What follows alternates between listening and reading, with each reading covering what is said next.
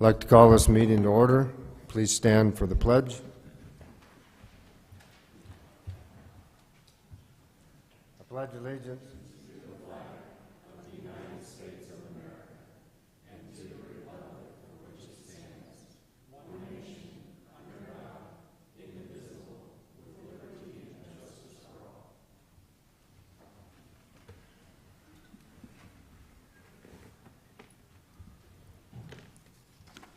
First item of business is public participation, limited to 3 minutes. And if you're wanting to speak in the public hearings, save your time till then. But is there anybody else who would like to address the commission at this time? How come we don't have minutes? Where's the approval of minutes from last? Yeah, it's on the new business day. Well, it's not on mine. Pardon me, we need to have, oh no, public participation first and then new minutes. Okay, so yes, anybody care to address the commission, any items that are on the agenda? Okay, we'll move on to new business. Approval of the regular meeting minutes as of June 6th. Mr. Chairman, I move we approve the minutes from the meeting of June 6, 2023, without any corrections. Second. There's a motion and a second. Since we weren't at the meeting, would we just vote present here? Yeah. Yeah, we just don't vote. Got a motion and a second. We'll proceed to vote then. Weiss? Yes. Ramey? Present. Oh, sorry. McDaniel? Yes. Scorts?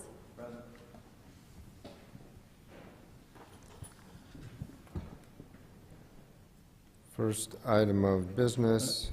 Mr. Chair, if I could interrupt before you get to the actual items of business and specifically into the public hearings, I want to remind the chair, I had mentioned it last week a little bit, and I know a couple of you weren't present at the meeting, but one thing I want to be real cautious about with the commission and also the city council is that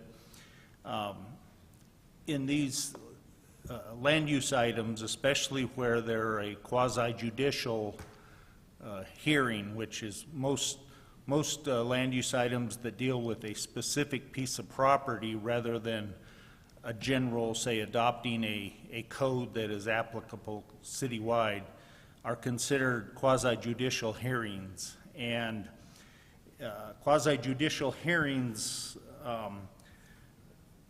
prohibit the decision makers, which in this case would be the Planning Commission, from having ex parte contact with the public, and that would include the applicant and any other members of the public. And basically what that means is that you're supposed to limit your contact regarding a specific item to what occurs in the hearing, the public hearing. And it's similar if you think of a judge in a court case. The judge doesn't meet with the attorneys for one side without the other side also present, because the jury doesn't hear only one side. They hear everything together. And obviously the purpose in a land use context would be that all of the evidence and testimony that the Planning Commission hears should be the same, so that one person doesn't have different information than the other members of the commission. Now, it happens occasionally that neighbors of the project or the applicant will have special relationships with a member of the Planning Commission, or you know, for whatever reason, you do have these ex parte contacts. And if you have had any of them in any of these matters or any matters on future hearings, I would ask that you disclose the nature of the contact. So if it, say, for example, if you did a site visit on your own and met with one of the neighbors or whatever, that you need to disclose that and essentially summarize the nature of the contact. You know, if you viewed the site and looked at particular issues, describe what you saw, what you learned through conversations with other people regarding that application item. And that way, the other members have similar knowledge when they're preparing to vote on an application. So I would just caution you, if you have had contact, you know, you don't have to recuse yourself, but I would ask that you just disclose, yeah, I went out and toured the site, or I had coffee with a couple of the neighbors and they told me what their concerns were, and their concerns can be summarized as A, B, and C. And so that's just, it's important that the record be the same and the evidence and testimony be substantially the same for all of the members of the commission prior to voting. So thank you for interrupting, or allowing me to interrupt. Do you need that now, or do you need it when we come to the item we're discussing? Yeah, if there's a particular item that you've had some contact outside of the public hearing, I would ask that before the staff makes their presentation, you could ask the chair for the floor and just disclose whatever your contact was and the nature of it and summarize. I mean, you don't have to go into extreme detail, but certainly try to summarize the nature of your contact. That's only for the public hearings, right?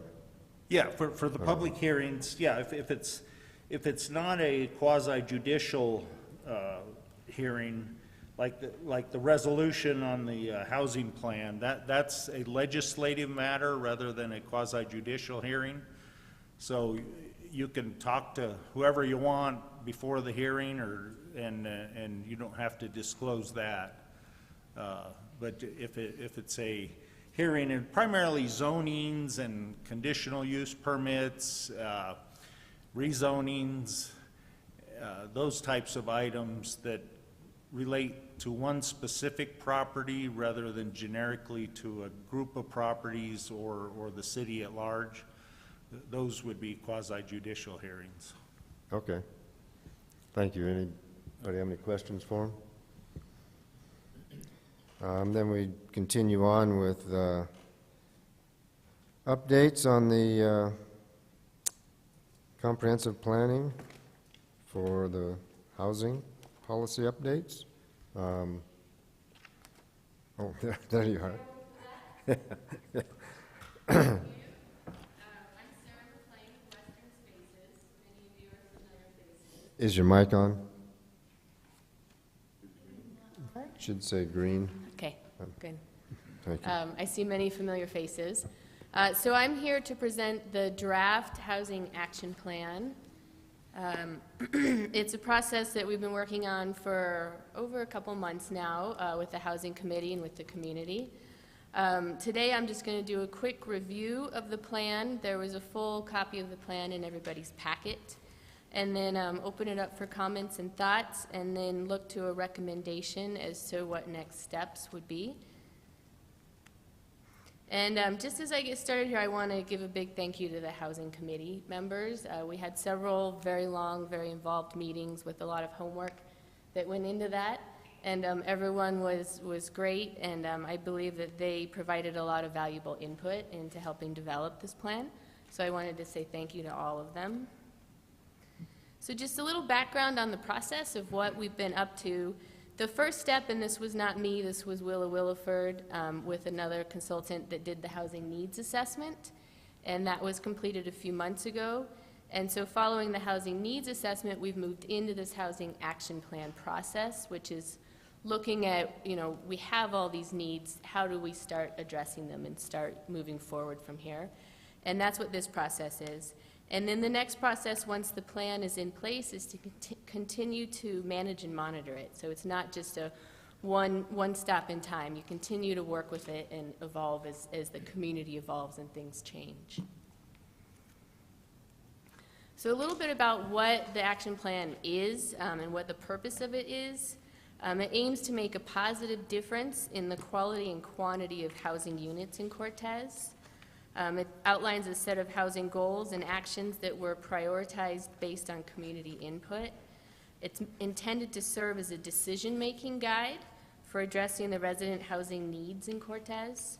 It's intended to be implemented over the next 5 years, and it's also intended to be a living document that will work best if it is revisited at least every 3 years.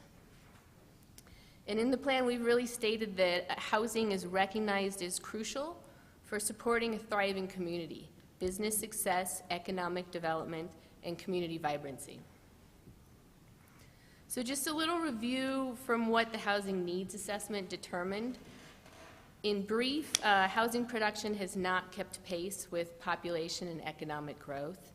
And they produced some numbers for sale units needed between 171 and 321 at various price points, and for rental units between 114 and 214 at various price points. And more housing is really needed across the full spectrum. That starts all the way at emergency transitional housing, the red on the far left, and then goes all the way up to high-end housing. And so one of the parts of this action plan was within this full spectrum of housing, you know, where does the community see the most need? Where do you want to target your programs? Who should you be addressing within this spectrum of need? So a key component of the plan was really working with the community, the housing community group, and getting feedback from the Cortez residents. And so we did 3 open houses, and we also did a questionnaire that was available online and was included in with the utility bills that went out. I don't know if any of you saw it or responded. But so from the feedback from that, it was really not a statistical survey. It was more looking for qualitative information. And so from some of the open-ended questions and some of the thoughts that we asked for, we were able to see a few sort of key trends coming from the community, what they were saying about housing. One was to focus on housing quality. Another was to be realistic, right? You cannot address all these needs at once, so let's be realistic about what you can do. Work with the market, build more housing across the spectrum, and look at rehabilitating existing units. So as part of the plan, the Housing Committee started with 4 goals, I believe, and we reworked them over several meetings and got it down to 3 goals for the Housing Action Plan. Goal 1 is preserve, protect, revitalize, and maintain the quality and attainability of the community's existing housing stock. And this is fleshed out a little further in the plan, but in brief, this is to prevent the loss or deterioration of housing units, to protect the affordability of existing housing, and to promote responsible management practices for the housing stock that exists. The second goal is to increase the amount of housing produced in Cortez and encourage a diverse mix of housing types to improve housing availability and options for residents to best meet their needs. And in summary, I think it's stated in the goal, but increase the amount of housing produced and promote a diverse mix of types. And then the last goal is to focus new housing on the full range of incomes in need for various life stages, with priority placed on entry-level rentals, first-time home ownership, missing middle, and supportive housing. And these are groups that were called out in the housing needs assessment and were thoroughly discussed by the Housing Committee as to where, if we should target anyone within the spectrum. And so in summary, it's to address needs of individuals and households across various income levels, prioritize the development of entry-level rental units, emphasize the importance of promoting opportunities for first-time home buyers, recognize the need for missing middle, which refers to housing types that bridge the gap between 80 and 140 AMI, And if you don't mind me skipping back, just for reference, if you can look 80 and 140, you do the orange up to the green, so you're looking at someone making $25 an hour up to somewhere around $92,000 a year for a two-person household. So that's really where the missing middle falls. So after developing these goals, we looked at a variety of actions or strategies that the community could take to try to further, to address these goals. We started with a list of almost, I believe, 40 actions or policies, and through many discussions, got it down to where we're at now, which is about 14, and I'll go through those. But in thinking about it, there really is no silver bullet. A range of strategies builds flexibility and effectiveness into the plan. You cannot do everything at once. The community said be realistic, right? And that's true. You can't do it all at once. Community engagement and public input is essential, and we've built that into the plan. And partners will always focus on the strategy that fits their mission and goals. So a variety of strategies is helpful. So we've got 14 items, and we decided on a focus on action. We have two overarching items, and then top priority and priority. And don't try to read these immediately. I will go through briefly in the next few slides here. So one of our overarching strategies or actions is education and outreach. And as part of the discussions that we've had with the community, it felt like these really sort of filtered through everything else that we talked about. Education and outreach, and the next one, which is collaborative partnerships. And so this is really sort of built into every step within the plan. And just, excuse me, to call out some thoughts on how the city might employ this policy. They could collaborate with local organizations, housing providers, community groups, organize public meetings and workshops, develop informational campaigns, develop dedicated online platforms, and engage schools, educational institutions. And these are just a few thoughts that the committee had in thinking about initially how they could incorporate this. And then similarly for collaborative partnerships, we felt like it filtered sort of through everything that we were trying to do. And how does the city employ this strategy? Organize networking events, workshops, conferences, get stakeholders involved. Let them know that you have an action plan and that you have set some goals and that you are working towards addressing housing needs. And actively seek partnerships with nonprofit organizations, developers, or other entities. We do have a list, and this is sort of a migrating list. You can add to it, remove from it, but the existing list is quite large. There's a lot of resources in the community for building collaborative partnerships. So we broke out the actions into top priority and priority. The top priority, there are 6 of them, and these ones we fleshed out a little further in depth, and we assigned what the ultimate outcome would be, what who would perform the lead role, who would be in the supportive role, what the short-term 1 to 2 year goals are, and what the midterm 2 to 5 year goals are. So we really sort of tried to lay out each of these and how the next steps would evolve. Just for example, the first one here, housing rehabilitation and weatherization. The ultimate outcome is protecting your investment, more affordability, safety, and comfortable living. The lead role, initiating it, would be the city manager. The support role would be code enforcement and community and economic development. The short-term 1 to 2 year step would be to reach out to Housing Resources of Colorado and Housing Solutions of the Southwest, who already provide these services, so forming a partnership with them. And then midterm 2 to 5 years would be to seek out local, state, and federal funding programs. So for each of these, we've laid out next steps and roles. There's adaptive reuse, vacant land inventory, attract funds from outside the community, do targeted developer engagement, and establish density and use by right. And so these are for the next 3 to 5 years, and the next layer down are the priority level. These are actions to be kept in mind and to monitor the conditions and to monitor how the top priority actions are performing and to be able to adapt and revisit. And so we have to address arrested development, look at short-term rental management, look at notice of right of first refusal laws, look at infrastructure cost sharing, in-kind support with staff time and public works and services, look at acquisition of market units, and create a local housing fund.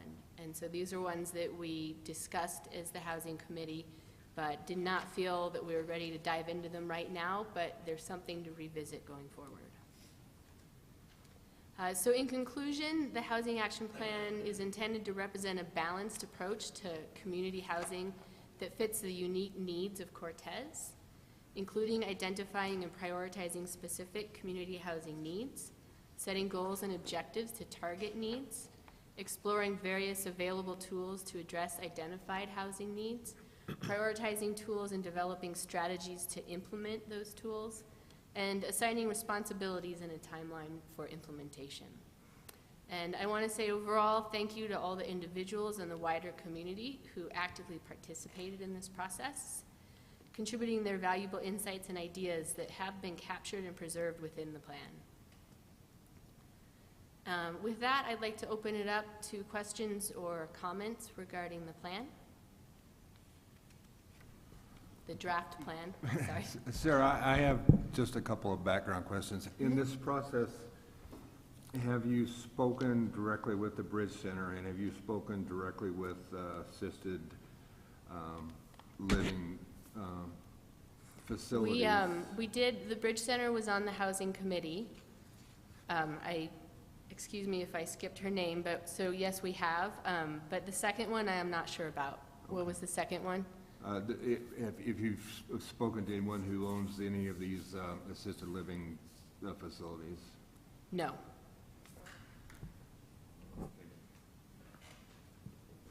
Sarah, I want to commend you and the task force on putting together a great draft. And I just want to underscore one thing on pages 11 and 12 when you talk about overarching education and outreach. I think that's a key to all of this. You want, one of your goals is to increase awareness and understanding of housing-related issues among community members, stakeholders, and decision makers through public meetings, local organizations, community groups, et cetera.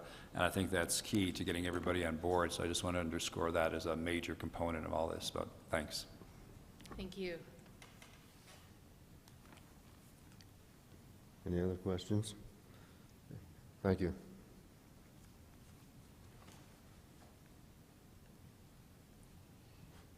Does this now go in front of council? With your recommendation to move forward to bring it in front of council, I believe. Mr. Chair, Yes. at this point, you might want to ask the public if they have public comment on this particular item. Would anyone in the public like to step to the podium and make a comment on the presentation? See none, well, I guess I'd entertain a motion then.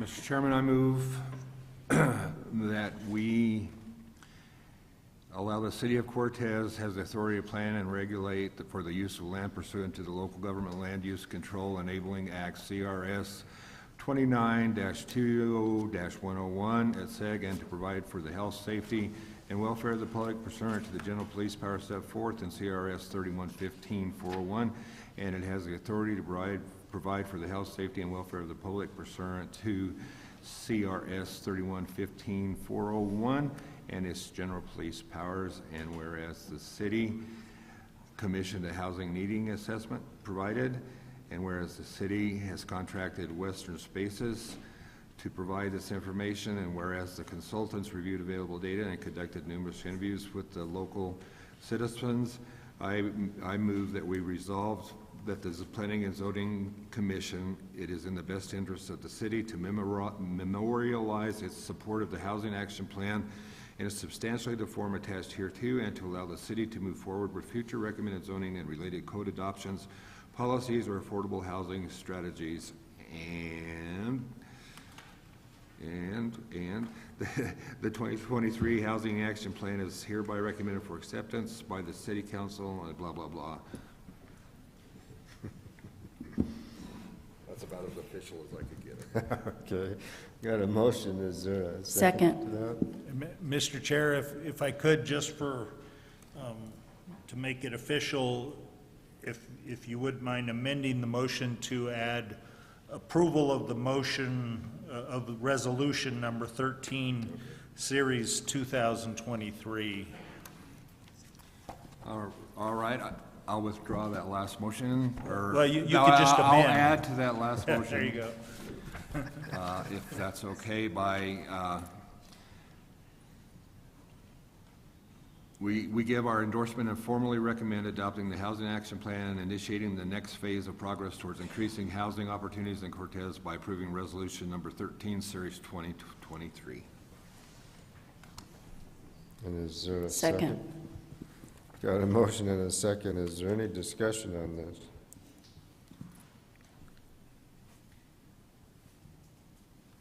Seeing none, let's proceed to vote. Scorts, Yes. Weiss, Yes. McDaniel, Yes. Remy. Yes.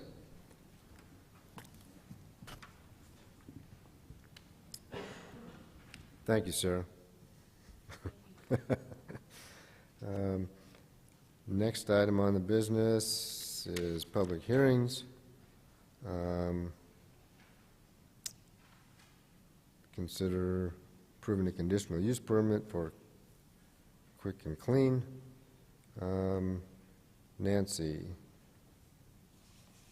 care to enlighten us?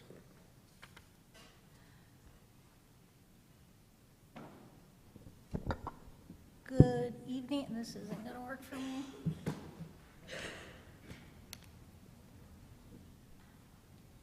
Good evening. I'm waiting for the vicinity map to come up. With your permission, I'm going to speed somewhat through this project.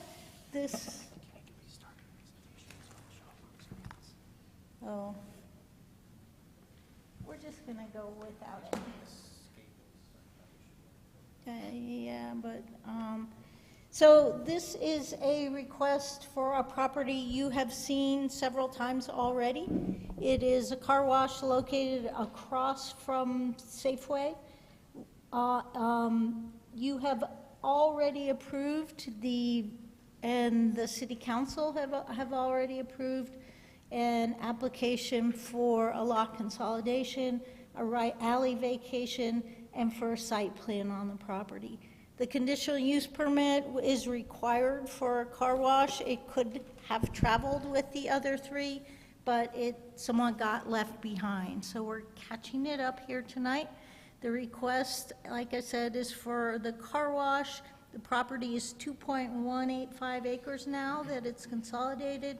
It's 1511 East Main Avenue. It's zoned commercially. The car wash is a total of 5,380 square feet in the car wash itself. There's associated outdoor use of vacuums, paste station, canopies, etc. The site plan, as currently approved, meets all requirements regarding setbacks, landscaping, parking, etc. Staff is recommending approval of the conditional use permit with 5 conditions regarding compliance with all city departments, CDOT, etc. The appropriate construction drawings for building permits being submitted, our standard condition regarding landscaping improvements being installed prior to COs being issued, or an assurance bond letter of credit being provided, that the approved right-of-way vacation and plat amendment be recorded prior to issuance of the building permit, and that is it. Do you have any questions? Yes, so the first part that we approved, has it already gone to city council and they approved it? Yes.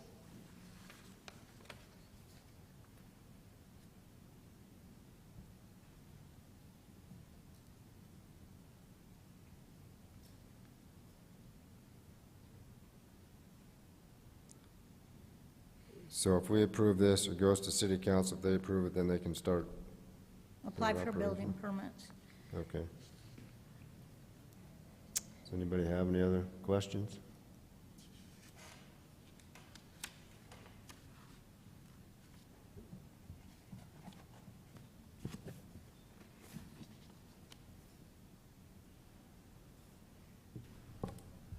Mr. Chairman, if a motion is appropriate, I'd like to make one.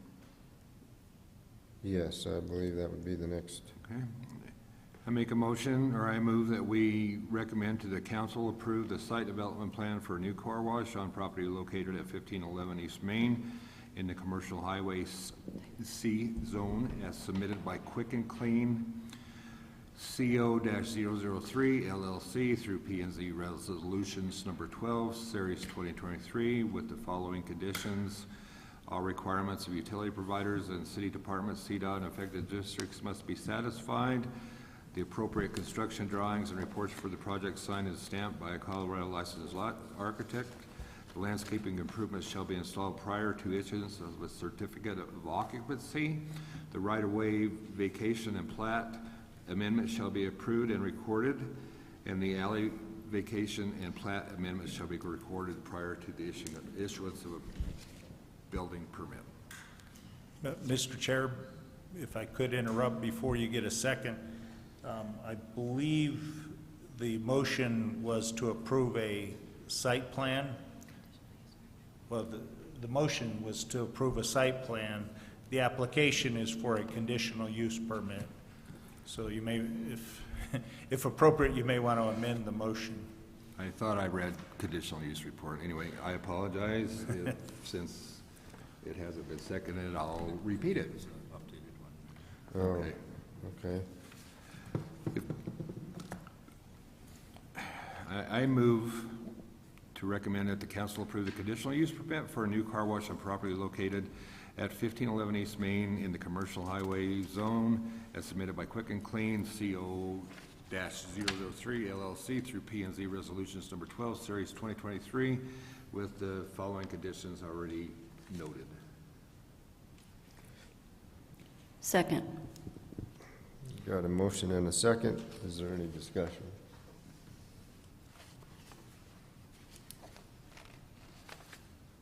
Let's proceed to vote. Scorts, Yes. Weiss, Yes. McDaniel, Yes. Remy. Yes.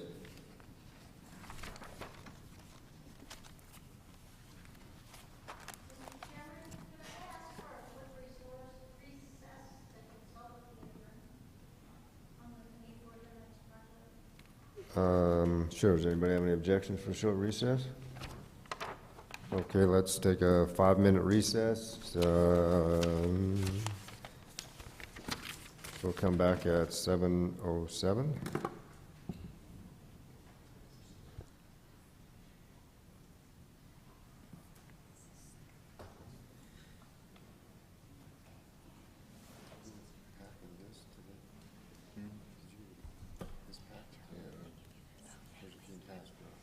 I think I've got it here.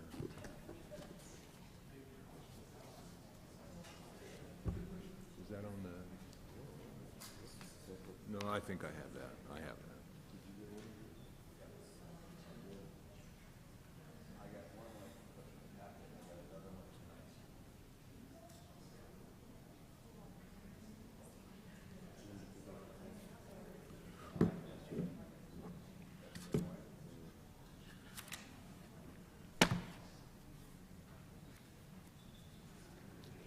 Robert, I think most of that was correspondence from.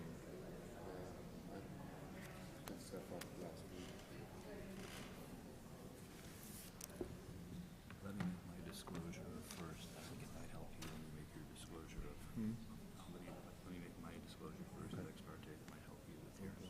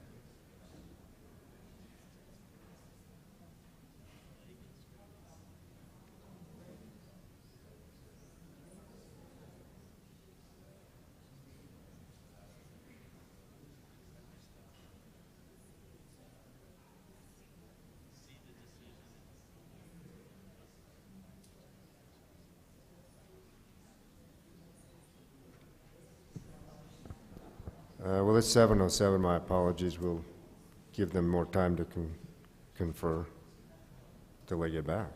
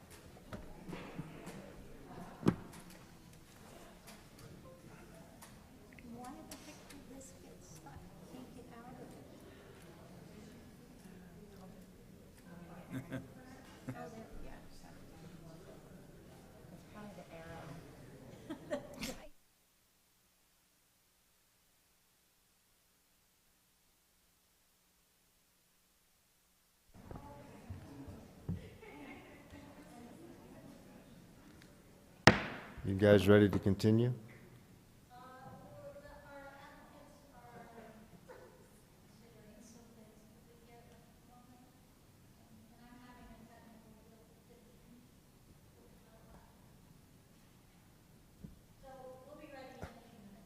Okay, well, just let us know.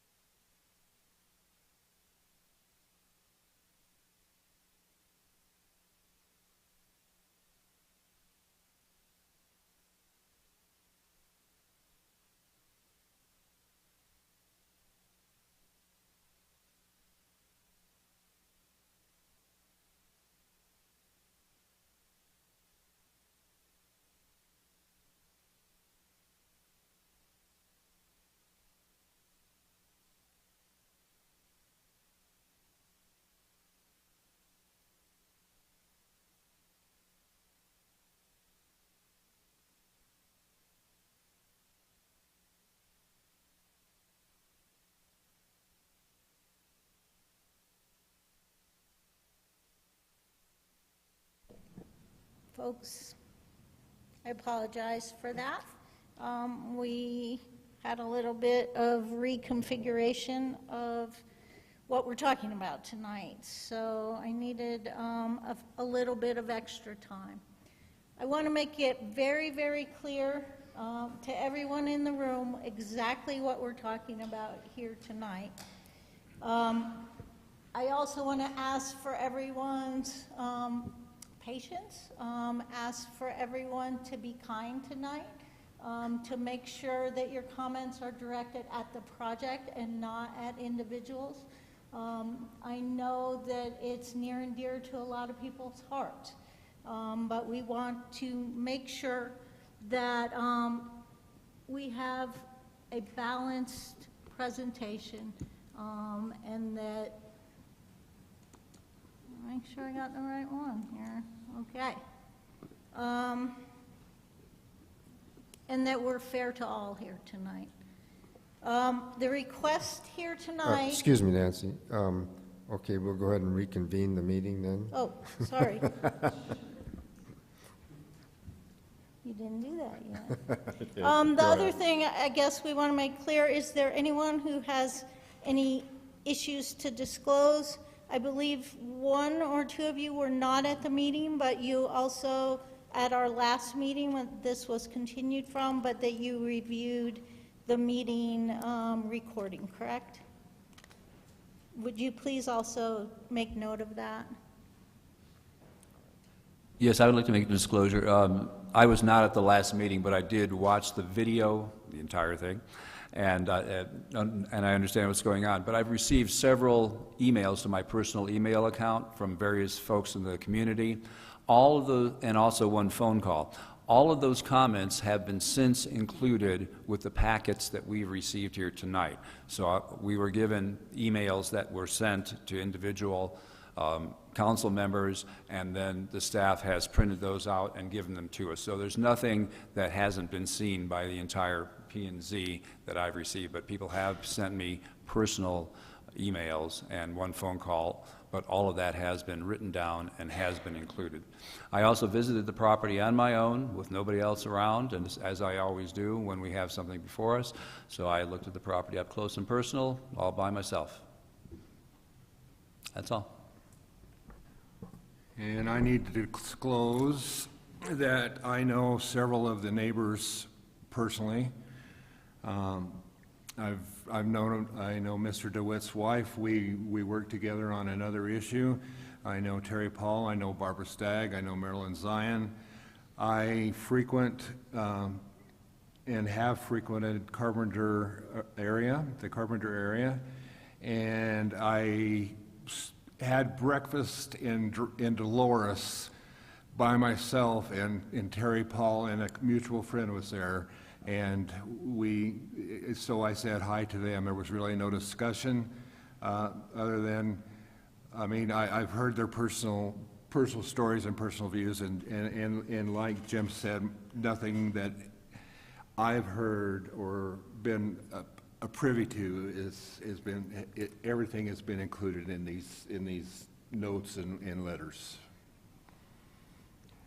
And I did view last meeting. I was absent, but I did watch the meeting.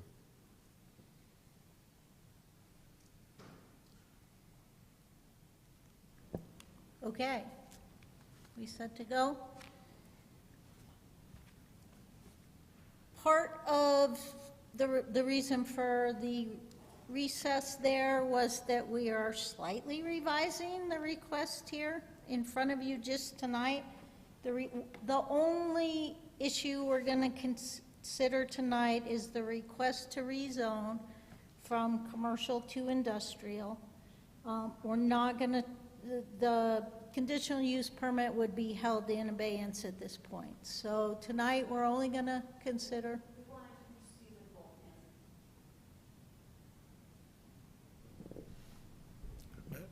Mr. Chair, I don't believe the conditional use was part of the posted agenda that occurred 24 hours prior to the meeting, so I don't believe it's properly before you.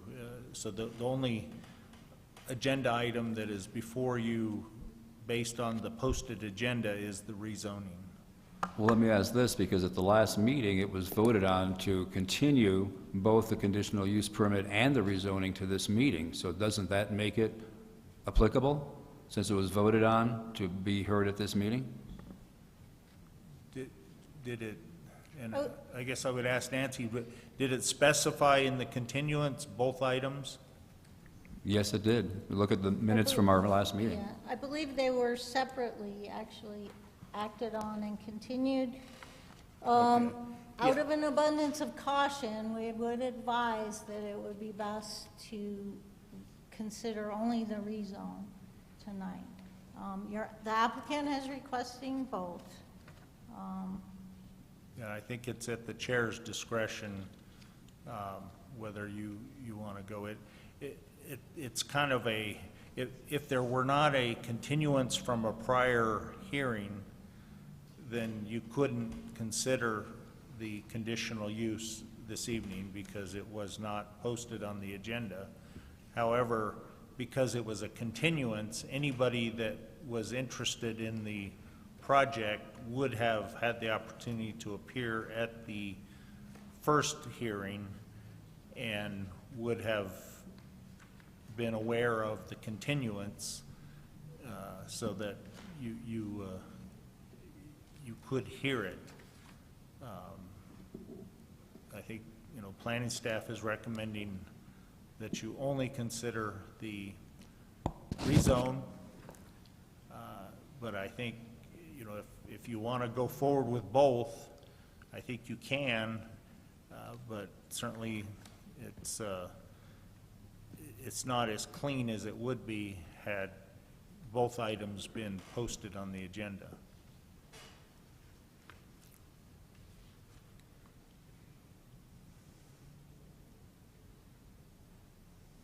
So do we take them both at the same time or two separate? I would do the rezone first, and regardless of how that comes out, because you're only making a recommendation, then if you chose to go forward with the conditional use, you would have a second hearing for that item. Well, I only see on the agenda that there's a request to rezone.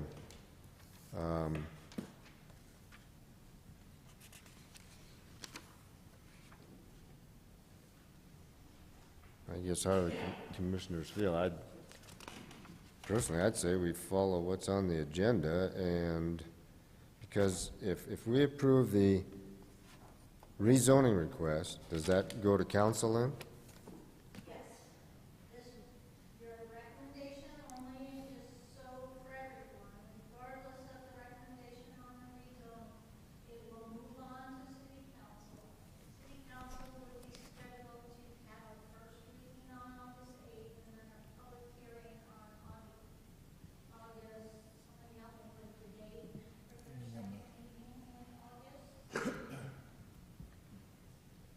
And then does it have to, Which would be, so the full public hearing would be on August 22nd with council? with the council. And then does that second part that you're talking about have to come back to us again then? The second part, Nancy, correct me if I'm wrong, but it's not an ordinance. The second part is a resolution. So Yeah. it would come to council, you make a recommendation, and council considers your recommendation at the August 8th hearing. They can agree with your recommendation. There would be another public meeting on that item in front of council, and they could choose to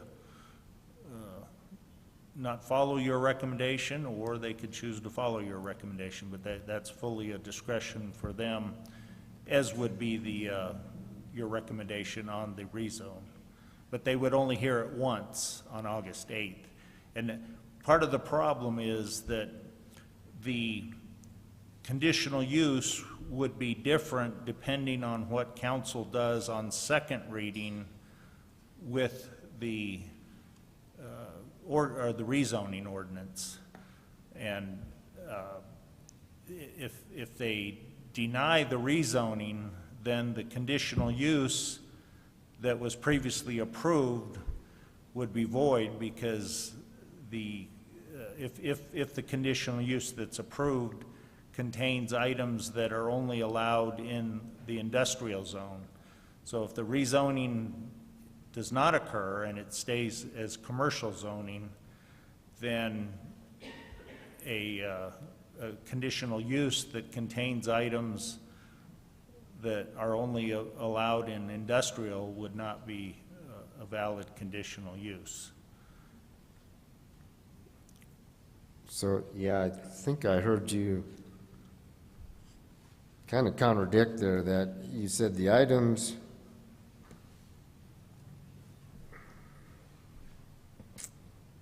for the conditional use, if industrial doesn't go through, then they're null and void, basically. Is that correct? Well, assuming the conditional use contains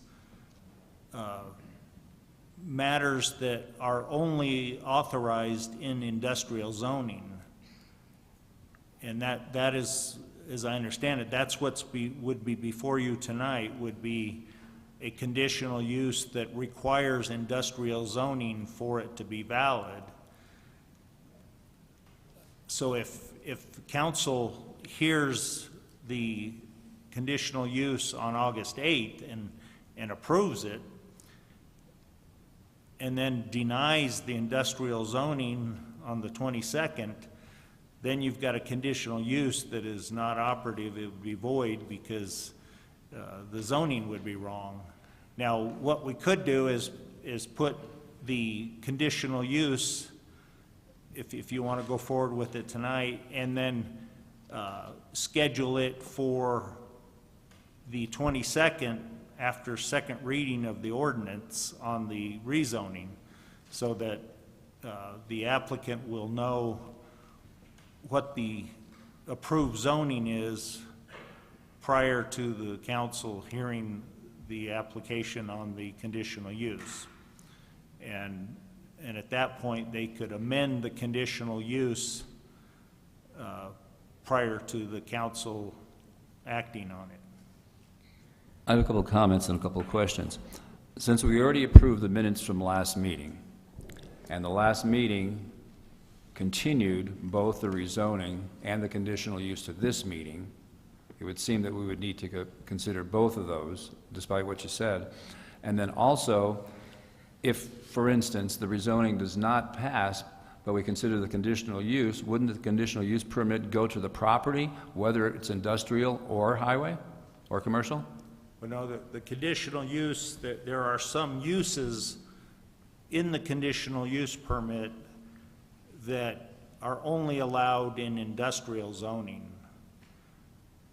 They could ask for a conditional use for the existing zoning as well.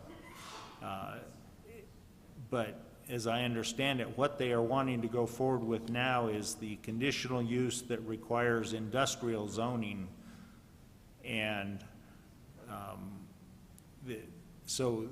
at a minimum, you would want to delay the consideration by council of the conditional use permit until you could do it on the same evening, but after they vote on the rezoning. But yes, I think your point is that because it was continued, I think you can go forward with the conditional use tonight. And yours is just a recommendation, so you could even make a recommendation that you say your recommendation was to approve the conditional use. One of the conditions could be so long as it is compatible with the zoning, whatever it may be. And I understand the applicant would like us to consider both the rezoning and the conditional use permit tonight. Is that what Nancy said? Yes. Okay. So the applicant would like that, so I guess if we are in agreement, we can do that. Okay. Do we need to vote to add that to the agenda? Because it just says there, rezoning request. Unless I'm looking at an old Yeah, agenda. the subject of the staff report says continuation of independent log located at Lebanon Road, resolution number 7, series 2023. So I think the staff report accurately reflects both items. It's the posting, so if you were wanting to amend the agenda for tonight, then I would recommend that you add an agenda item 4B2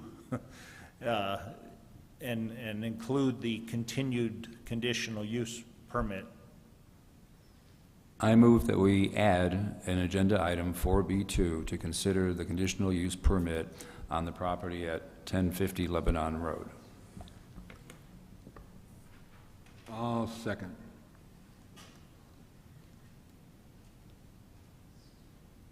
Got a motion and a second on the floor. I guess my question is, if the rezoning request doesn't pass, do we go to B2?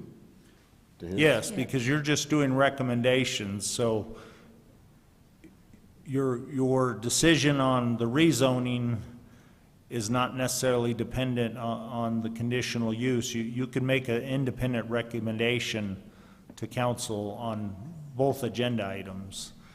And certainly, I would recommend that if you recommend approval of the conditional use, that you ensure that one of the conditions is that it comply with zoning. Now, that's a given, and by law, you can't approve a conditional use that is contrary to the zoning, but I think just to make it clear so that when it would come before city council, they understood that if they deny the zoning, then it would require the applicant to remove any of the items in the conditional use that are not authorized under the industrial zoning. And they could amend their request at the hearing. I'd like to ask Nancy a question before we vote, if that's okay. Nancy, the slide there says rezone both properties. Is that what we're discussing tonight? Or No. I hope I got the right one up here. We're only talking about Lebanon Road tonight. Right, and on your slide, it has both the rezoning and the CUP both up there, so. And that's a leftover from your last meeting. But I can't edit the way this is set up.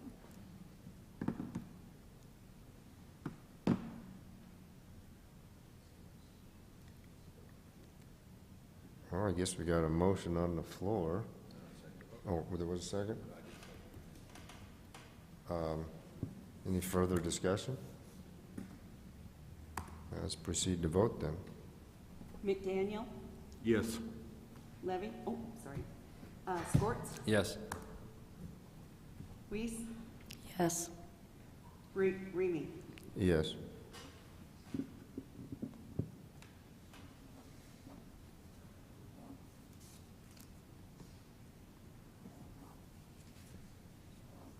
So the item we're looking at now is, All right. We're ready now? I I think fixed so. it.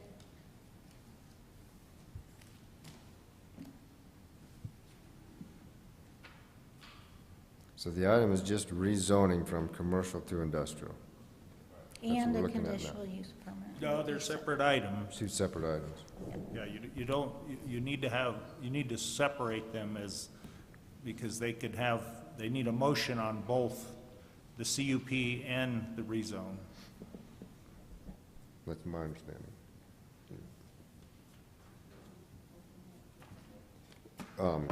What, Nancy, are you done? So we can open it up for public hearing? Yeah. Okay. At what point do we ask questions of Nancy before? Well, I have a presentation if you wish. I Yeah, have a few other housekeeping items I kind of wanted to Let's hear talk your through. presentation first before public hearing. Okay, as far as a couple other housekeeping items, I think everyone will know there's only 4 seated planning commissioners up there. We had a resignation since at our last meeting. We have not replaced that position.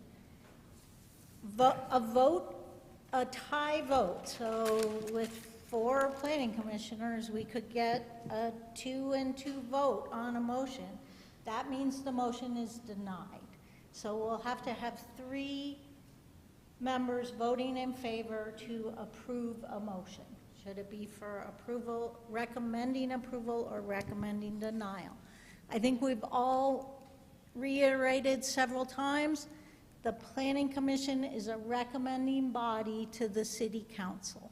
So these folks are seated and asked, they're regular citizens, appointed by the city council to advise the city council on land use items, okay?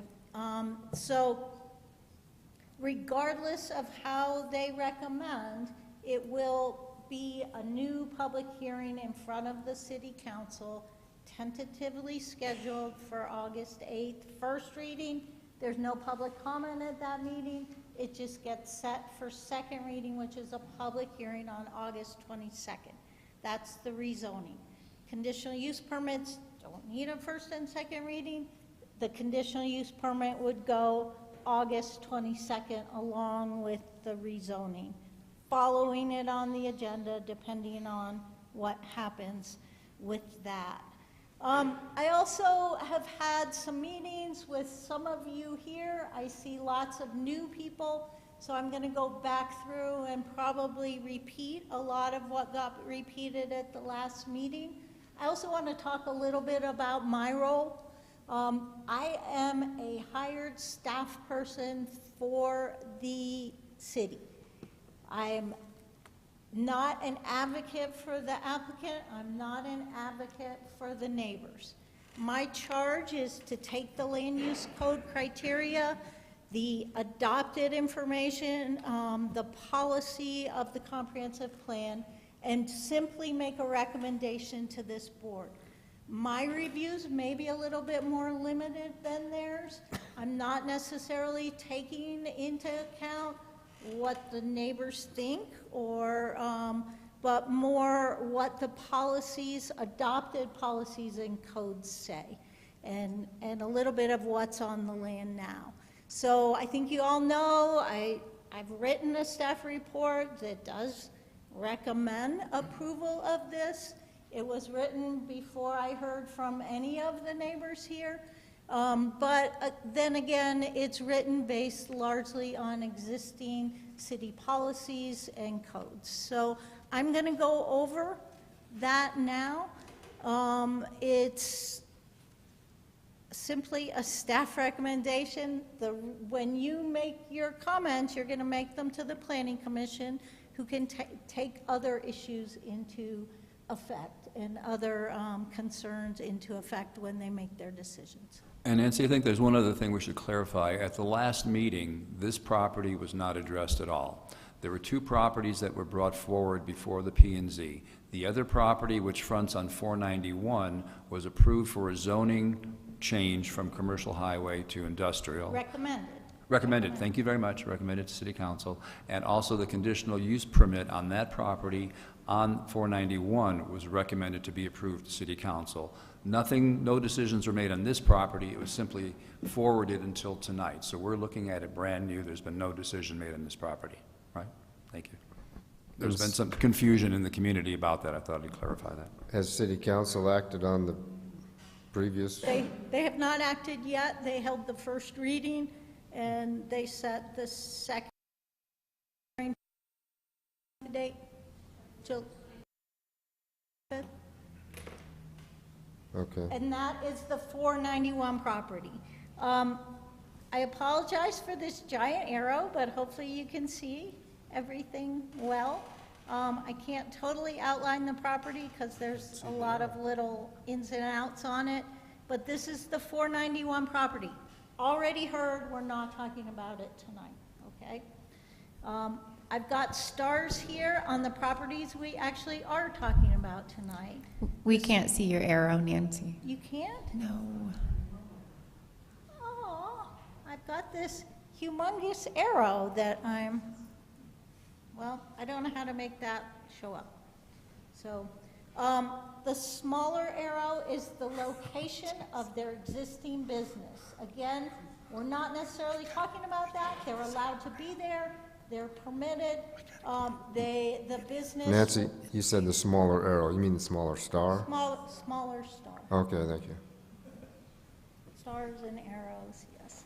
So the smaller star is their existing business. Maybe you've all seen that. They are what's considered a grandfathered use on that site. So it's zoned commercially. The red color is commercial on this map. It's zoned commercially. The business they bought did the same thing they do, and they are considered grandfathered in that location, okay? They have recently purchased the 10-acre parcel across the street with the larger star on it. That is the property we're talking about tonight, okay? So that is the property they have requested to rezone from the red to the gray, which is located to the north of them there, and obtain a conditional use permit for their business on that property.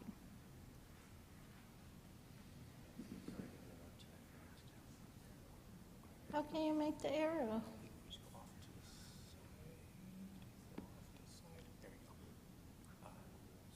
Now you.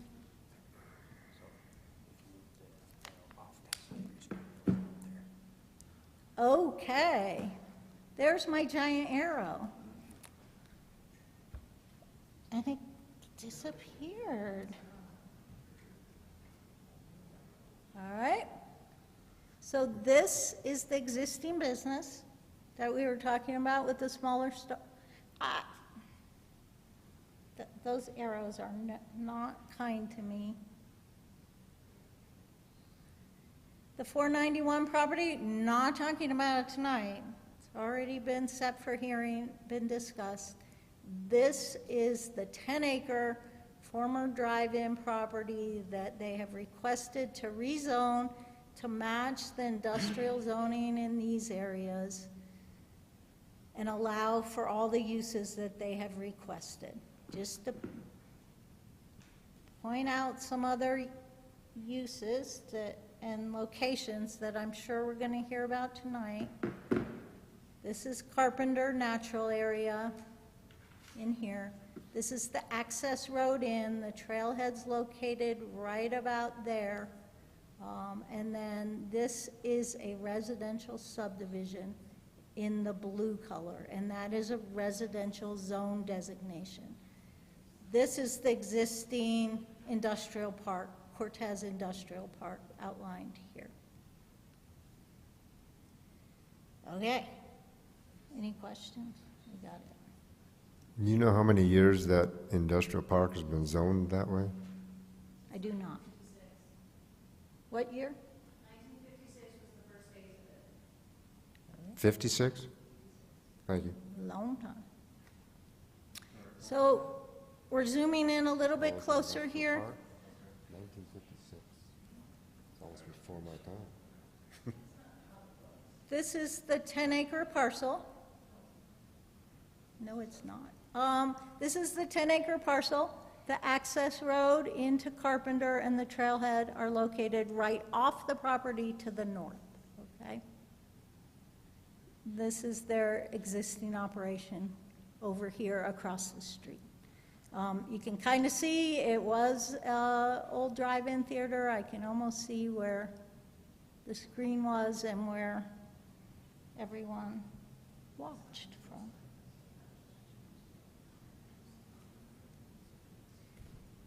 We have, because it's hard to separate a proposed use from a rezoning, but you need to do that a little bit and think about whether or not the rezoning to industrial is appropriate on its own. We do have the site plan. We'll talk about that more when we get to the conditional use permit. I do want to show that they have amended that site plan a little bit since your last meeting. So they heard your concerns.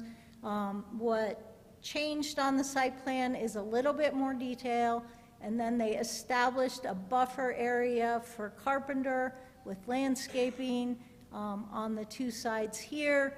They, at the request of the sewer district, they cleared out the area where there's a sewer line in there, and they aren't proposing any uses in this corner here, which is the closest use area to the residential property. It's my understanding that buffered area where there was trees, they're supposed to be 20-foot tall evergreen trees? Is that? I'd have to go back and look at their proposal.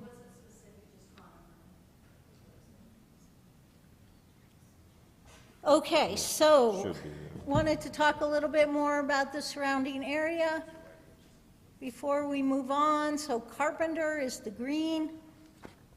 It's open space, city-owned land. We've got the existing industrial park here in gray. Anything that's not colored is unincorporated county, which is all this. And then the red is currently commercial zoning in the city of Cortez. Highway 491, or North Broadway, is right along here, okay? So you turn off on Lebanon Road, and then the 10 acres is here on your right as you head north. Well, we talked quite a bit about the reasons, I think, for why the rezone, and the proposed use, they're here, and I'm going to let them describe their business, but they operate fire mitigation response company. They have a number of components. The ones that are most applicable to the zoning include log home construction, equipment storage, and firewood production, which the firewood production and the log homes come from fire mitigation efforts off-site. They bring in the logs, construct shells for log home construction, the waste product becomes firewood. So looking through our existing code, it's interesting. The commercial zoning allows contractor storage or equipment yards as a conditional use in the commercial zone or a permitted use in the industrial zone. It also allows manufacturing wood products, which I'll get to the definition of that, in a similar manner. It's a conditional use in the commercial zone. It's a permitted use in the industrial zone. The definition of manufacturing wood products includes, let's see if I got to it, actually, manufacturing wood products manufacturing means an establishment engaged in the basic processing and manufacturing of materials or products predominantly from raw wood materials. These uses may be further subdivided into light manufacturing, which includes small-scale production of cabinets, lath, grade stakes, furniture, wood art, molding, and heavy manufacturing, which includes such uses as prefabricated wall components, lumber mills, and log home manufacturing. So I think the log home manufacturing clearly meets the manufacturing wood products definition. They did mention some bits of other things they construct out of these logs, but when we get to the full reason to rezone to industrial, we get to the requirement of storage, which says that materials or commodities shall only, storage of materials or commodities shall only be permitted as an accessory use in an industrial or PUD industrial district. So based on that and the fact that they wanted to store firewood, which is a commodity, that staff determined that you could not do their full requested use in the commercial zone, that their full requested use would require rezoning to industrial, and then the conditional use permit is to address the issues of storage of commodities in the industrial zone. So it took a lot. We've apologized to the actual applicants in the way that it took so long for us to come up with a determination, but we had a number of staff going through this, and that's our firm determination, that to allow for the full uses, especially the storage of firewood, an industrial zone would be required for this use. It's clear to me that they could stay zoned commercial and apply for a conditional use permit for log home construction and an equipment, the equipment contractor storage and equipment yard. So they followed our recommendation, which was to be fully compliant with the code, you really need to rezone to industrial. Whether or not it gets approved is up to the public process, okay? So we're taking that first step here tonight.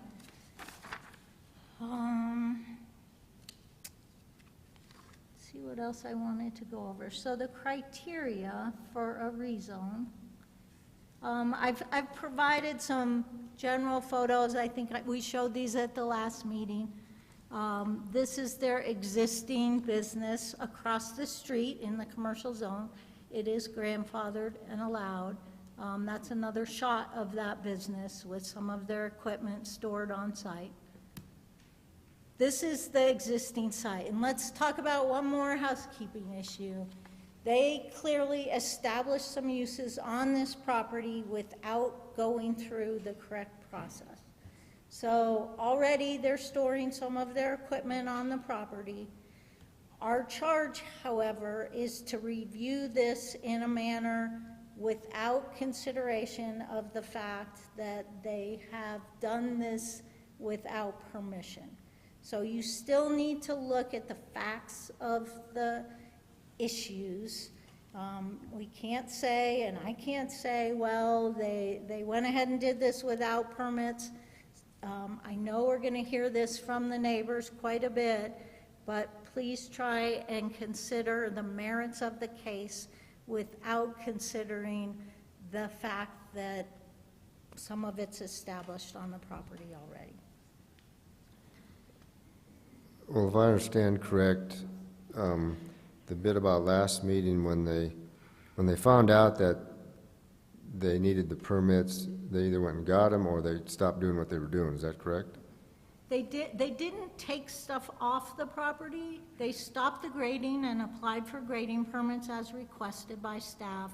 They also applied for the rezoning and conditional use permit as requested by staff. Okay. If it gets denied, we'll have to talk to them about, we'll get them to move the stuff off and find a compliant use for the property. And again, ours is just a recommendation to council, right? Right. Okay. This is the property immediately to the south. It is also commercially zoned. It's vacant. Not sure what those uses were in the past, but it's been vacant for quite some time, I've told. This is directly south of the property, on the corner of Broadway and Lebanon Road. It's not part of this proposal. It's a separately owned parcel. This is the, when you're leaving, this photo's taken leaving Carpenter Access Road. This is part of the industrial park. It's immediately adjacent to the north of their current operation. Just a few other photos from the area. This is probably the newest use, which is the dispensary. It's up on the hill, kind of separated from them, also in a commercially designated property. This is also commercially designated up on the highway on the opposite corner from the other property. Okay, so we have to go through the criteria for a rezoning. I've got them up there for you. We've also discussed them quite a bit in the staff report. Was the existing zone for the property adopted in error? Has there been a change in character in the area? Is there a need for the proposed rezoning within the area or community? Are the proposed uses compatible with the surrounding area or uses? Will there be adverse impacts, or can there, or can any adverse impacts be mitigated? Will there be benefits derived from the community or area by granting the proposed rezoning? are adequate facilities available to serve development for the type and scope suggested by the proposed zone? If utilities are not available, could they be extended? Is the proposal in conformance with the policies, intents, and requirements of the Cortez Comprehensive Plan? And does the proposed change constitute spot zoning?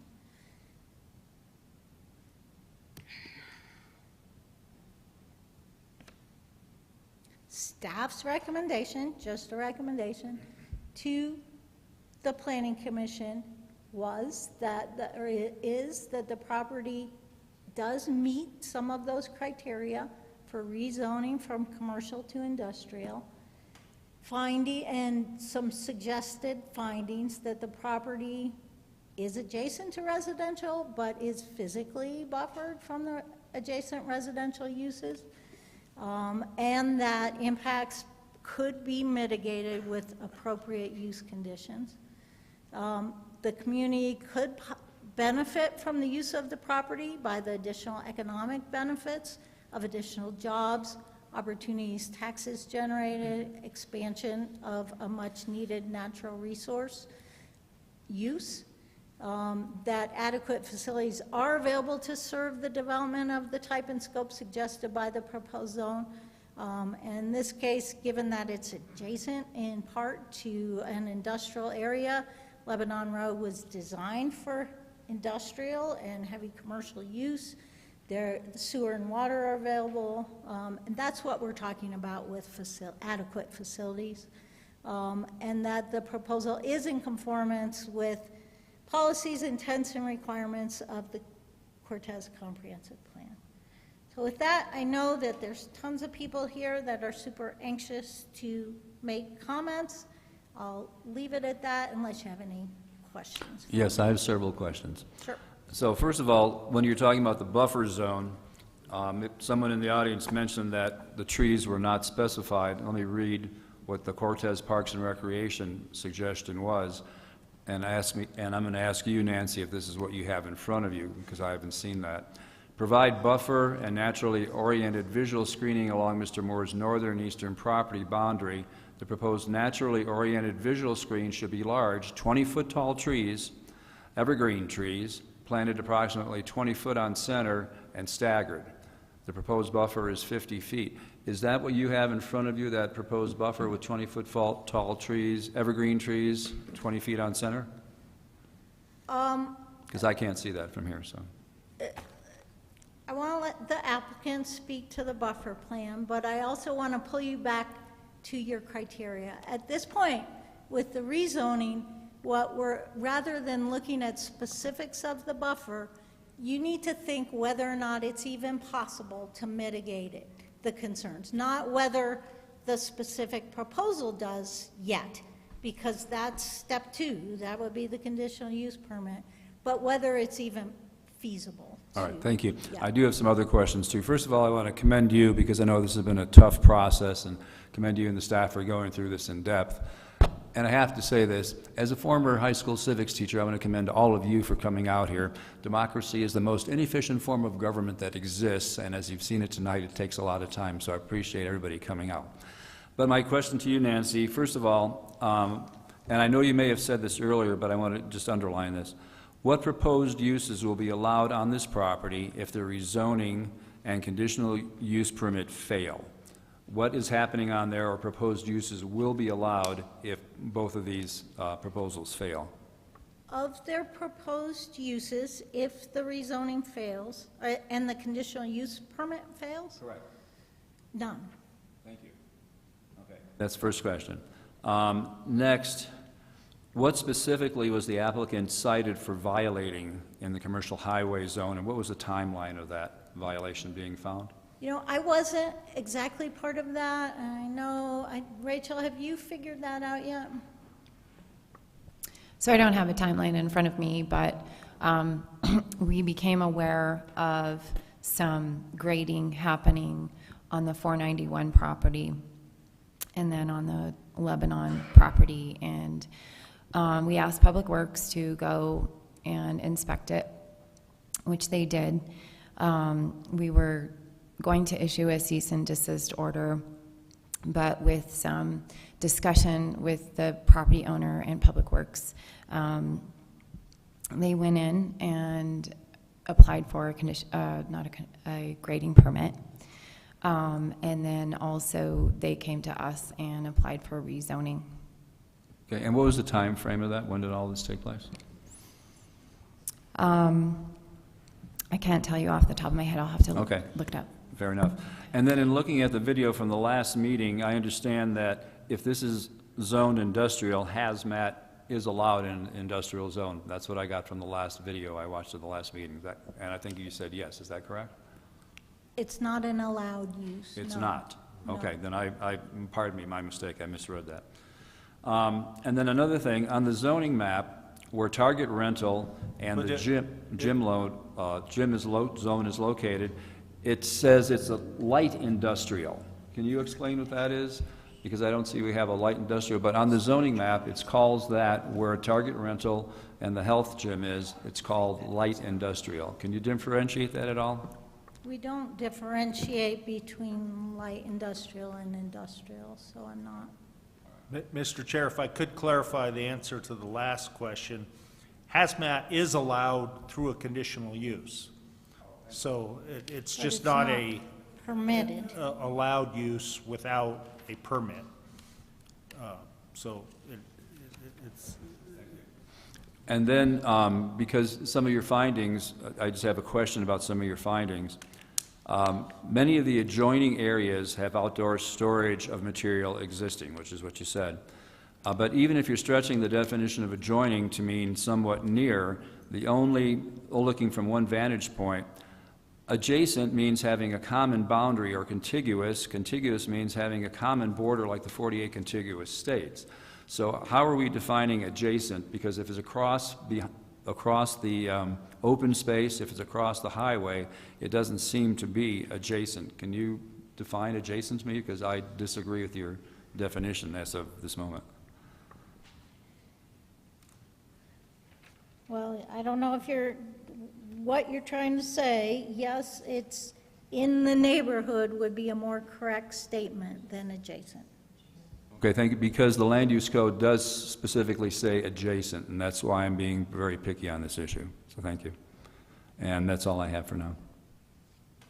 Nancy, if I recall, the grading permit was issued, but the engineer recommended an independent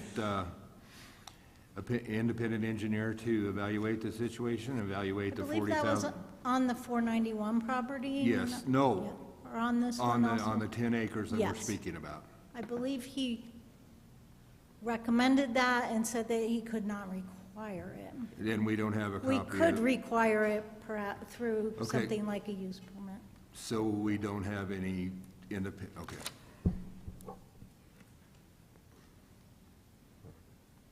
That was a no for the record.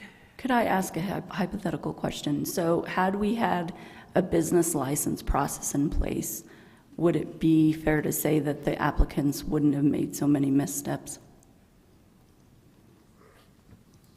That's pretty hypothetical. Assuming they knew we had a building permit, a business license permit in place, yes. They could come in and say, we just bought the property, want to do this, and you'd say, fine, but here's your zoning requirements, which is a great reason to have a business license.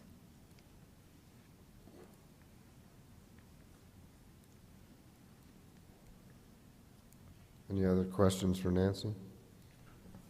I guess I have one more question. Looking at the land use code, I'm under the impression that if this property is rezoned to industrial and the current owner sells it, that one of the applications that's allowed in an industrial zone would be an asphalt plant or a concrete plant or a food processing plant is allowed in an industrial zone if this property changes ownership down the road and it is rezoned industrial. Would that be correct? Yeah, let's be careful about the word allowed, because there are approvals that would be required. Permitted, yeah. Yeah. It is permitted in industrial, so it could go to a different use if this property is ever sold. I don't, if you're looking at the code and you're telling me asphalt Yeah. plants are a permitted use in industrial, or are they conditional? Their permitted uses, asphalt, concrete plants, and food processing are allowed in industrial. Okay. That's what I'm seeing. So thank you. Okay. Any other questions for Nancy?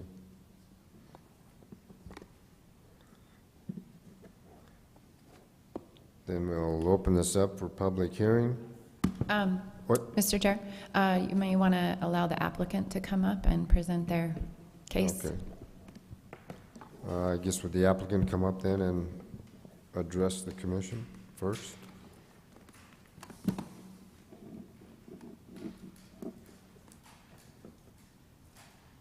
want this one?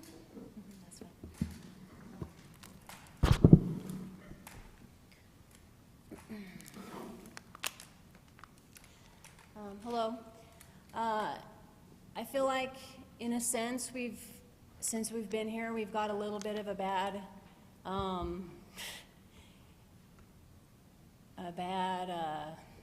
situation. Kind of like the kid that was playing basketball and COVID broke out, and he didn't get to have his last games. And I feel like that's kind of what's happened to us. I feel like at the last meeting, there was only 3 people there, and I feel like even tonight, there's 4, and they're telling this, if 2 of you agree and 2 of you don't, it's denied. I guess that's just kind of how the card falls. I feel like we are going to do everything that we need to do to appease our authorities. And we have been trying to do that since 21 when we bought these properties. We own 5 properties in this area. And so we have been working with the city, we have been working with the sanitation, we have been working, and now we're working with the Carpenter Trail to try and fit the needs of everybody so that we can all coexist. When the Carpenter family donated this Carpenter Trail in 1993, it is smack dab in the middle of a whole bunch of multi-use properties. And so where there's an industrial that ends, there's going to be a residential that starts. Where there's a residential that starts, there's going to be something else that butts up against it. And so that's the situation at hand. And I guess what I'm hoping for is that you would look at the issue at hand. The issue at hand is the 619 feet that the city came in and put a road to access that Carpenter Trail. At that time, they did go to Body by Design and they did get a buffer there. They did not go to Mr. Allen and get any kind of buffer, or they didn't ask to buy that property. And I asked him that. And he said the city never approached him for that. So for poor planning, I don't know that we should have to pay for that. It is a commercial property, and what we are trying to do with the conditions, or if it's zoned industrial, will be allowed. I guess the biggest thing, some of the biggest things that I kind of wanted to say is Becky at our last meeting was one of the ones that said, you know, I don't understand this, I'm going to continue it. And she also was one of the ones when Hawkins Preserve caught on fire in, what year was that? Not just a couple years ago when Hawkins Preserve caught on fire. She started a GoFundMe because she was so scared and she didn't want that resource taken away. And she had a GoFundMe for fire mitigation. And I can tell you, you have $1 million worth of firefighting equipment at your hand in a speed dial. They have us on speed dial, and we'll be there. We'll be there for you on the Carpenter Trail. And 78% of all fires that are started, guess what they're caused by? Cigarettes. They're caused by man-made things. So just having us there for you seems like it just would be great. The other thing is, you know,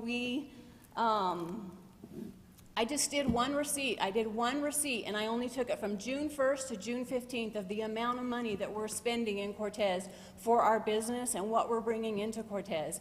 That receipt for what we were purchasing at a parts store equaled $11,000. That means that 4% of that, you guys are getting $456 of money to do something good with Cortez. So we are we have a lot of money to spend to give to Cortez. We're glad to be here. We're natives of Cortez, and The only other concern, and I just would caution people to be careful of, is there's been a lot of untruths told about us. We are a good neighbor, and, you know, we're just here for you. And this has been very difficult, very, very difficult, but we're here for you, and we're going to keep going. We're going to keep going through with this, and we want you to want us here. Okay, thank you. And then I'd just like to say, you know, there's been a lot of stuff that it's just, you know, we need to put it all to bed and get on the same page. When we first bought that property, we got a hold of the city. COVID was existing, and the city can search this. These Carpenter Trail people can search it. There was no employees. There was nobody to contact. So if you buy a house and you arrive, you gotta put your stuff somewhere. So it never was our intent to just move in and do what we thought. There was nobody, the only person that we got a hold of was Sean Canada. And he said, we have no employees. So see, them are facts. Mary has the dates. So as we got here, we began to try to get the adequate permits. You know, I was told by, you know, when you deal with an organization, you said it best. You know, government thing, you know, it's you ask one guy and he says one thing. You ask another guy, it says another. We asked on the grading permit. They said, no, you should be fine. All right, there we go. Now, the minute that they showed up and we all got on the same page and we all met and they seen what the code says, so this has been almost, what, 2 years? 2.5 year process for us. And so it's not like we're just coming here going, and it's like Mary said, I'm a native from Cortez. I've got, my great-granddad donated the city dump, John Carver. My roots go way back in this community. And so the thing of it is it's as every day we've been learning of the new code, the new this, the this. And so this has been a process for us. Okay, thank you. Can I ask a question before they sit down? At the last meeting, you guys verified that there were no hazmat materials, liquids, or anything else. So for the purposes of the fellow commissioners that weren't here and anybody in the audience, could you repeat just kind of what you told us in the last meeting, that there isn't barrels of whatever was alleged? No, you know, and there's different types of barrels there, but it's for water. So the thing of it is when we go out on a fire, we'll put water in them different types of tanks. So they're carried on, you know, them different fire apparatuses. That red machine, that's a Maruka Skidgen. It goes off train. You strap barrels of water or poly type barrels and you put it on the machine. There's nothing down there. So, you know, we don't have the gate. There's no gate there. So the city has went through there. The fire department went through there. Numerous other people went through there. There was nothing there. I mean, that, again, we need to stay focused and stay on task instead of beating the dead horse, you know. Okay, thank you. Does that answer your question? I just wanted to say one more thing. We've gotten really accused of not being a good neighbor, and I can tell you that the Carpenter Trail has not been a good neighbor, and we were accused of our trash blowing over on the Carpenter Trail, and actually, I've went there probably 10 different times. There's been a nasty cooler over there with food, the toilet paper from the porta potty. I have pictures of all this. Cans from when people visit your trail. I'm not here to bash the Carpenter Trail. I love it. I'm just trying to get you to see that there's two sides to every story. You know, opening people's mailboxes to put flyers in there, I'm pretty sure that's illegal. And so I understand a passion. I do. I understand a passion. And I understand that maybe you want to come in and you want to, you know, take a picture of something that you think is important. But you need to be careful. You are trespassing, and maybe you also should be considerate, a good neighbor, and ask us if you can come onto our property, because we'll be considerate and ask if we can come onto your property. Thank you. I have some questions, if now's the proper time to do that. First of all, I want to say that in watching the video of the last meeting, which I was not here for, it seems like you folks are very nice and orderly and about what you're doing, and I appreciate that and appreciate your business, a good business.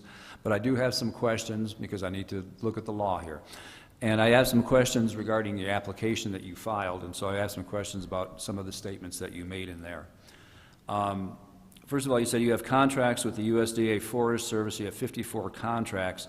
Where are those 54 contracts? Are they all in Montezuma County, or are they somewhere else? They're spread out all over. And so, you know, I'm qualified all the way up to an incident commander type 4.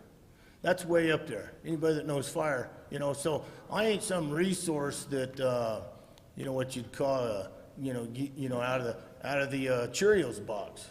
Mm-hmm. You know, I win awards. I've won awards from the state. I put the Pine Gulch fire out. That is a true story. Well, I have the plaque to prove it. Yeah, I appreciate, but I'm looking at the uses of this property, you know, where the logs are coming from, et cetera. That's what I'm getting at. And the reason I'm asking that, where your 54 contracts are, how many contracts do you have in Montezuma County, or that would be worked out of this particular property? Yeah. Are you talking about the firefighting stuff or Correct, the fire yeah. mitigation stuff? Right, because in your application, you said this would be used for firefighting equipment. You have 54 contracts with the Forest Service. How many of those contracts are here locally? Here locally, probably 15. Okay, and the reason I ask that, because in So your... what they do is each dispatch, so there's Pueblo dispatch, there's Durango dispatch, there's Right. Fort Collins dispatch. And the reason I ask that, because in your application, you state that your address, you have a P.O. box in Alamosa. And so I'm wondering, are those contracts from Alamosa? Are they from here? Is your residence here? Is your residence in Alamosa? I'm just trying to clarify what you Okay, put in your application. So no, I have another yard over there with firefighting equipment in it also, but that's there. All right. This stuff that's here is contracted to Montezuma Okay. County or Thank the you. surrounding area. All right. I'm just trying to clarify what you put in your application, so I do have one or two more questions. In your application, you said this will also be a wildfire training facility. Will this include setting fires on the property and putting them out? No, it'd Okay. be, I don't understand. mock fire type scenarios. Okay, and the reason I ask that, because apparently you have been burning slash piles on the property, is that correct? No, that ain't correct. When we first came in here, the vegetation, the trees and stuff that was dead, we piled it. I'm a certified burner, so I have every right to do that on my own property. Okay.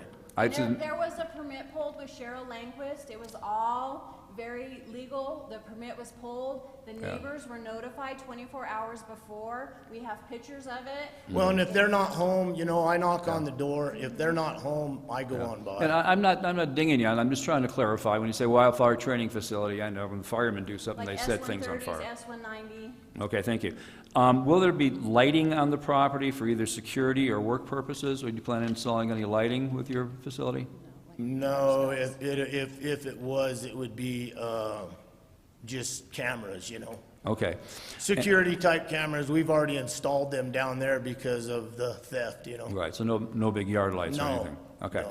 And then again, I'm referring to your application here. So you say you're going to use a Cord King firewood processor, and I'm concerned about the noise and the vibration and the exhaust. And to quote from your application, it says, "The amount of noise that will be created for the operation is very minimal, mostly due to this being a wide-open area, and sound will go off in many directions and be absorbed by the ground."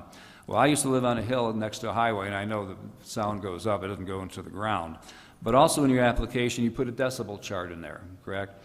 And in your decibel chart, you said a car horn operates 110 decibels, your Wood-Mizer mill operates at 75 decibels, and your Cord King processor operates at 90 decibels. So the Cord King operates at 90 and a car horn is 110. So when we're saying there might not be any noise, it sounds to me like that's pretty substantial noise if you're almost at the level of a car horn. Is that correct? Same as a lawnmower is the same. So just like we can hear your lawnmowers on Ridge Drive, you will hear our processor. Okay. And my last question, and again, this is from your application. It says, quote, "You will be seeing us leaving early morning, and you may see us making late to accommodate breakdowns or getting dispatched to fight fires. Metal Gold trucks run at 3 a.m. and late at night. Is the possibility you'll be running at 3 a.m. and at midnight? I mean, that's what's in your application. No, it wouldn't be, only if I'm dispatched, but most, you know, I'm not gonna be dispatched at 3 o'clock in the morning, you know. Okay, again, that, yeah. But I have been dispatched at 9 o'clock at night. And so the minute I'm dispatched, I go and get the equipment and we go. The reference to the 3 o'clock in the morning for Meadow Gold is indicating that area. We hear the 3 o'clock in the morning Meadow Gold. This is an industrial area. It's a commercial area. That's the reference for the 3 o'clock in the morning. All right, thank you. And again, I just wanted to clarify what you're saying because I didn't understand some points, and that's all I have. Thank you. Does anybody else have any questions? Okay, thank you. I guess we will open it for public hearing now, is that correct? Please limit your comments to 3 minutes.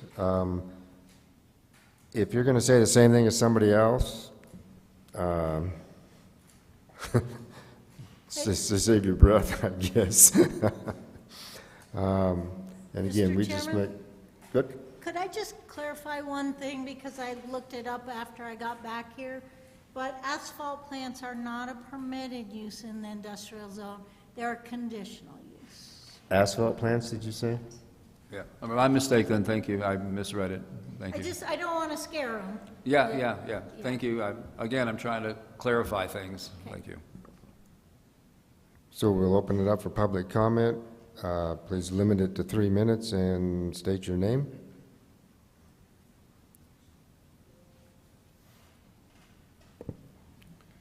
My name is Shaq Powers. I reside at 702 Canyon Drive in Cortez. I would like to speak in favor of the proposed rezoning application. Many of you in this room know I run through Carpenter, Hawkins all the time. I put many miles on there. You can check my Strava or whatever else.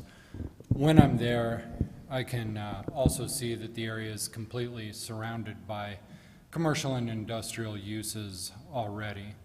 And so I don't imagine that the proposed rezoning is going to have a detrimental impact on the Carpenter Natural Area, which is also full of unnatural trails and reservoirs.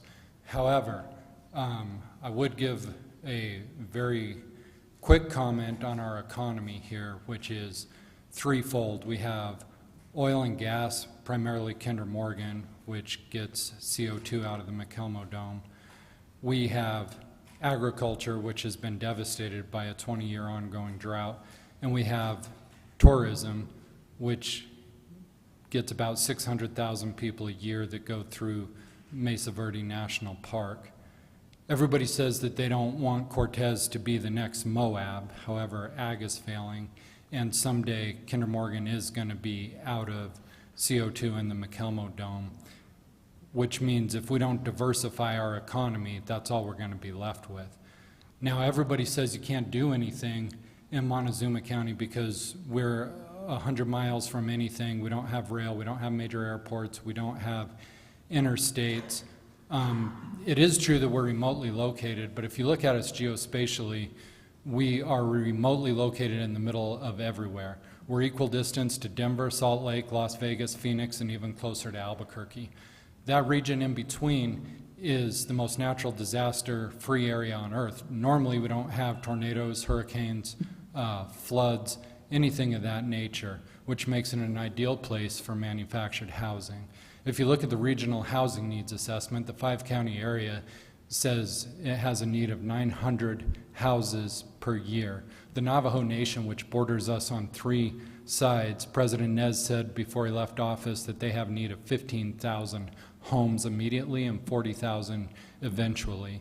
That doesn't even take into account Aztec, Bloomfield, Farmington, Monticello, Blanding, Bluff.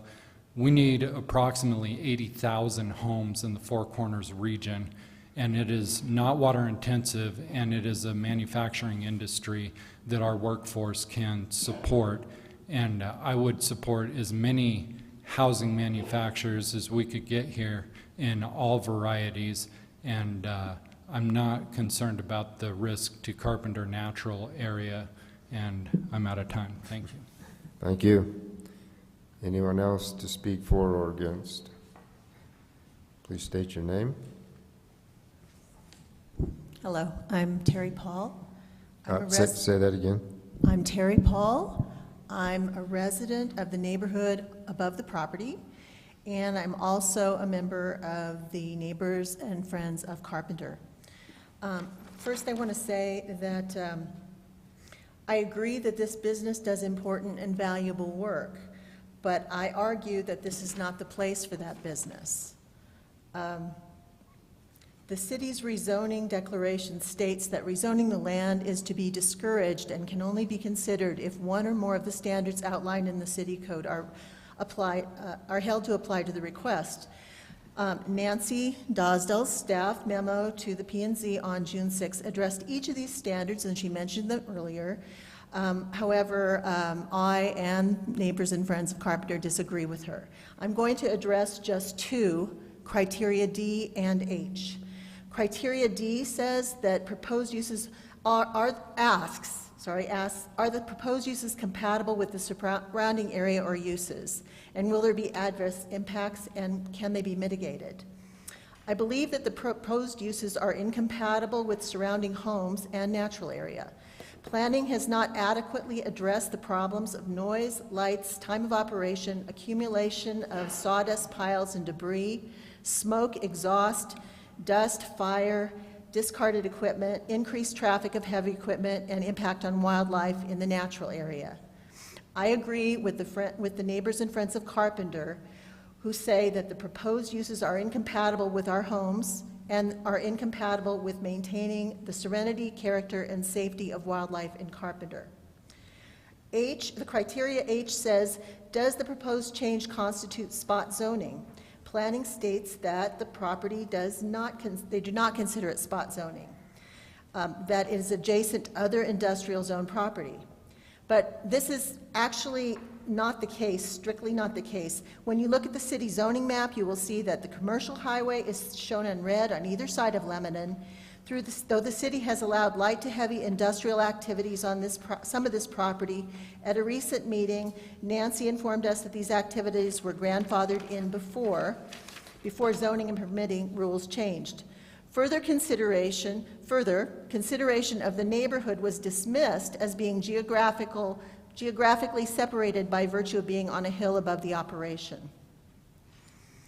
I believe that zoning from commercial to industrial does constitute spot zoning, and I question why there's a push to rezone for one business. In Nancy's staff memo, the city planner stated there are many vacant commercially zoned properties in the city, while only a few vacant industrially zoned properties exist. I suggest that the city look into these. Thank you, Terry. Sorry, time's up. Move on to anyone else. Thank you for this opportunity. My name's Lauren Ragland. I'm a resident of Cortez. What was the first name again? Lauren, Lauren, Ragland. If you've ever been to Shenandoah County, Virginia, and you're driving down 81, you'll see the Shenandoah Cavern exit, and you look over and there's a Hiawatha store, and then there's two huge schools. And I'm proud to say there's no pilot truck stop. Very proud. In 5 weeks, I led 5 women, and we undid a secret zoning deal, and it was all over. We saved it. And this is my concern. The applicants, from everything I've read and heard, have done their own thing. And I don't use COVID as an excuse. There's emails, and there's phones, and there's faxes. I am concerned that if you go forward with this idea, you're going to set a precedent for other property owners who just break the law, not get fined, which amazes me, not get fined, and just keep on going. So they're asking you to okay something they've already done. I go there, and that picture, that aerial picture is not real. That's not a real picture. And that's my point. I think that you would be making a very poor decision to allow someone to break the law and then say, oh, it's okay. I really do. Thank you. Thank you. Anyone else to speak for or against? Hi, my name's Randy Rod. Speak into the mic a little bit, please. Hi, my name's Randy Rod. I'm born and raised here in Cortez. I own property in the industrial park. I didn't know that this was going on And I'd like to start with this man's character. When I was 25 years old, I wanted to open a business, and I didn't have the money. And he showed up when he was just starting out with the Traco and made more than a good deal with me to dig a foundation for a building that I built to start my business. That was 23 years ago. And I grew in the city limits and had issues with having a business that was large inside city limits, moved out to the industrial park because it was an industrial area. I didn't know he was back. I drive up and down Lebanon over 12 times a day, and from what I seen the cleanup, I was impressed. Didn't know who it was, but there was homeless living in there. There was trash coming out on the roads. That place was a mess. He went in overnight, and without even knowing that somebody had moved in there, he was cleaning that property up and did wonders for that area. And that area is old. If you go above him and you look up, they used to have concrete trucks up there. They used to clean their trucks out and dump the concrete on there. But life's about opportunity. The lady that was up here before talking about housing and stuff, we got to have jobs. There's houses for sale here, but if you don't create jobs and more than a minimum wage, you know, fast food, stuff like that, we need real jobs. And this man can provide that. The opportunity that he gave me, I provide that. My employees make well over almost double minimum wage. They've all purchased homes here. They're good people. And that's who these people are. They're great people for our community. They're local. They're born and raised. And they'll keep that place looking good. And that's what that whole area has been. If you stand on his property and you look to the south, those are all metal buildings that have been there. That was all, whether you call it commercial or industrial, those were buildings that were for building homes, building anything. You go to the next guy where he's doing granite, he's manufacturing countertops. You go up the road where I'm at, I'm manufacturing exotic off-road racing cars. You look up the metal building up on the hill. If you're worried about a view to an area, look around, because that is not going to hurt that view. Everywhere you look, you go up at the concrete batch plant, there's silos hanging up in there. That is 100% a construction area. And this man is a very big asset to our community. You should allow this. That's my honest opinion. Okay, thank you, Randy. Anyone else? May I interject something real quick? We're just taking comments. So when we're done with the comments, then you can, Basically about the comments. at the end, when they're done, yes, then. okay. I was just hoping that we would stay on point about the issues of. Well, you can bring it back up when we have discussion. Yes, ma'am. Okay, I'm Gayla Pock. I'm concerned about this rezoning because this is clearly spot zoning. I've been a zoning commissioner. I'm familiar with spot zoning. And the noise from industrial, I believe we heard some of the equipment is like 120 decibels. I believe the state requirement is maximum of 90 decibels at property line. Right there is a problem.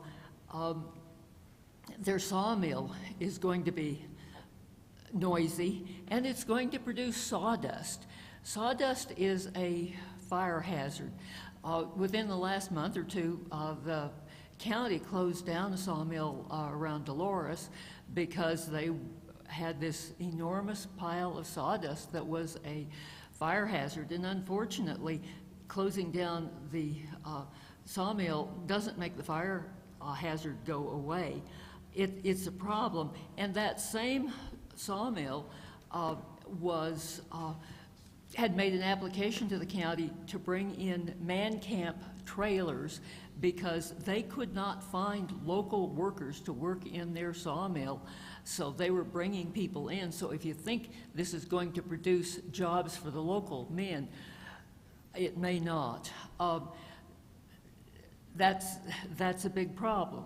Another problem is they had already started excavating into the bank on their land right next to their property line, and they've left a cut wall. I don't know how high it is. Of course, I didn't go over there, 4 or 5 feet. If that were my land, I'd be real concerned because the first time it rains real hard or we have snow melt, that's probably going to slip off. Right at this moment, I would think that the property owners who Carol Taylor is here, you'll hear from her, and she is the property owner, should be very concerned because this is quite possibly impacting the stability of her land, and I don't know how much more they intend to excavate, but it's a problem. So, thank you. Okay, thank you, Gayla. Anyone else to speak for or against?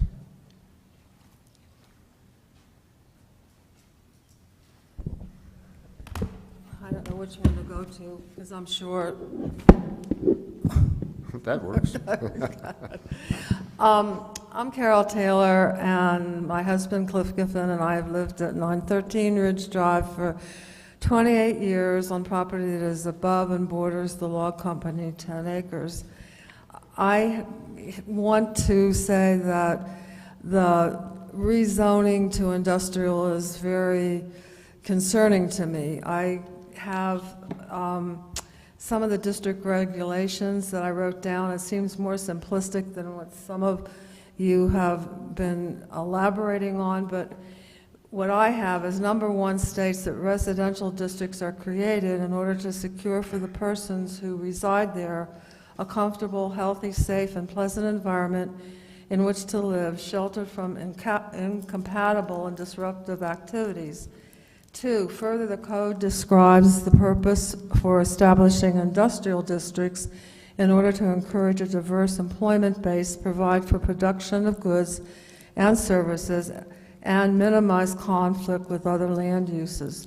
3, open districts are established in order to preserve open space areas for active and passive open space and recreational uses. This would include the Carpenter Natural Area. And the city code rezoning policy states, for the purpose of establishing and maintaining sound, stable, and desirable development within the city, the rezoning of land is to be discouraged.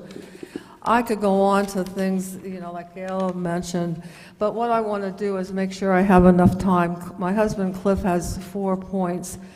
If the log company 10 acres property is zoned industrial, its value will increase.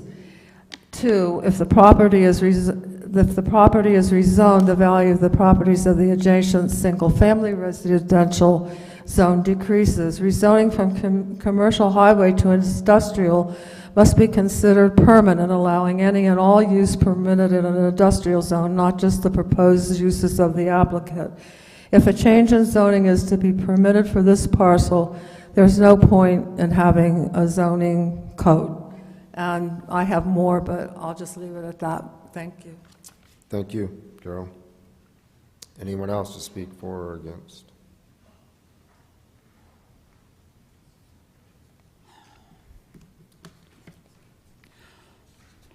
My name is Catherine Foster. I'm a retired... Say that again.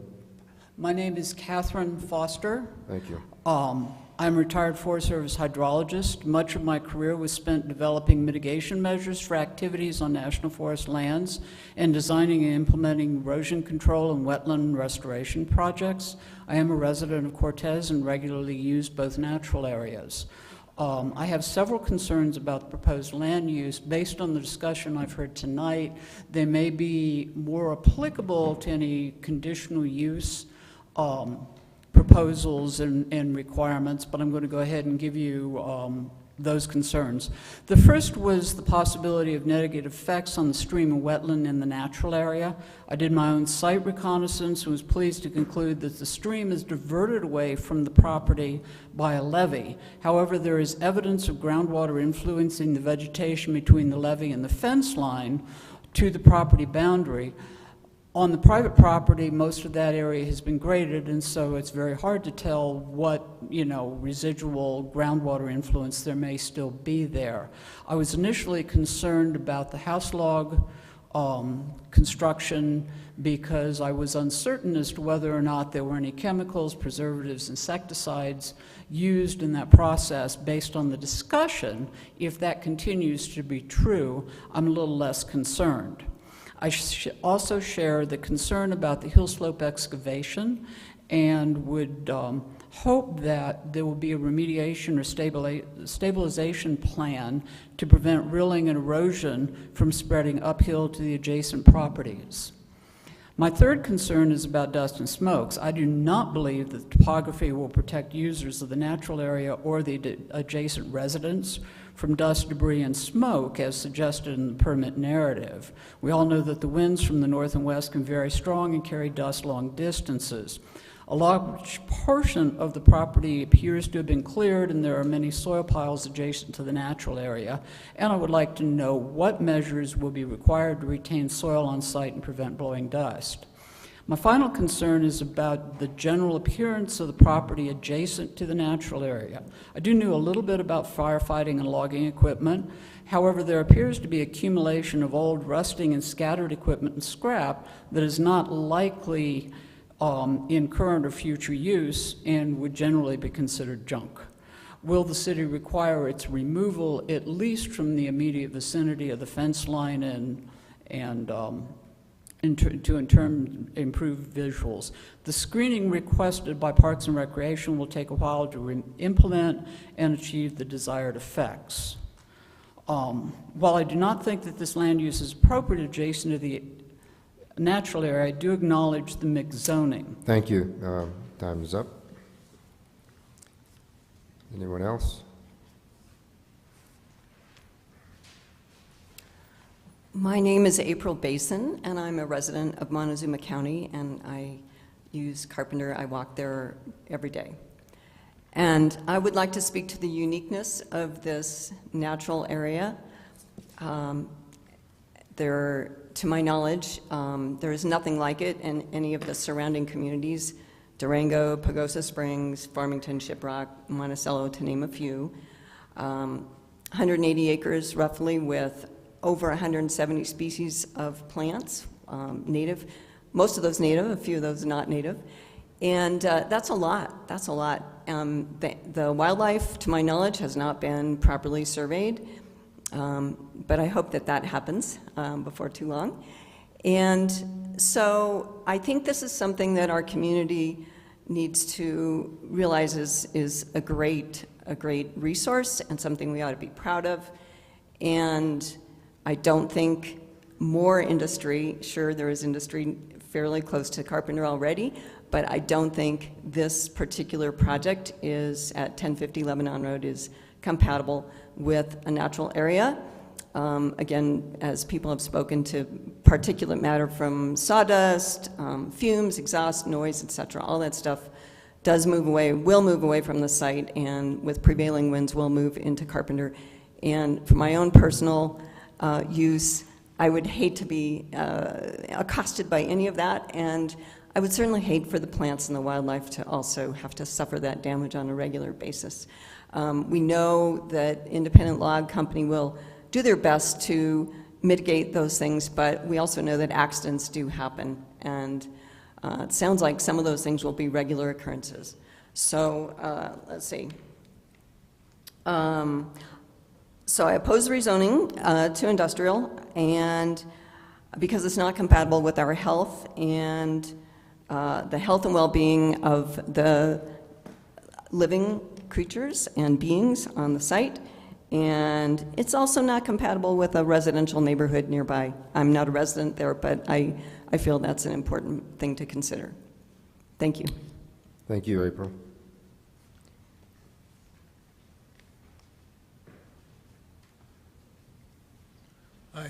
My name is John Berzovich. I live on Beach Street, about half a mile away from the site that we're discussing tonight as the crow flies. And as I look at the maps, I estimate there's maybe 100 homes or residences that are closer to the site than I am. And I'm not really adept at public speaking. I would just like to read a quick statement if I could, and it goes like this. I was shocked to see the beginnings of the logging operation at the entrance to Carpenter's at Lebanon Road. It is no longer recognizable as a park entrance with the unsightly collection of trucks, heavy machinery, log piles, and 55-gallon drums. As it stands today as a storage facility, I would personally be hesitant to begin or end a walk or a hike at this spot. Once the company is in full operation with a continuous cacophony of sound coming from the sawmill, chainsaws, electric saws, and trucks, I can't imagine anyone wishing a peaceful walk to use this section of the park. At this point, it would be anybody's guess as to how far the noise would carry. I am not convinced that a fence, either constructed or in the form of planted trees, would mitigate the negative impact on our park or our neighborhood that it abuts. What is happening here is an antithesis to the beautiful and extensive park system that our city has built, developed, and maintained for so many years, as well as the promise of peaceable and livable neighborhoods. I would respectfully ask the City Planning and Zoning Commission to deny the change to industrial or the conditional permit. And I would like to also cite that the Cortez City policy of discouraging zoning changes for the purpose of establishing and maintaining sound, stable, and desirable development within the city. It would be my hope that other accommodations could be made with Independent Log Company. And I thank you, and thank you for your work. Thank you, John.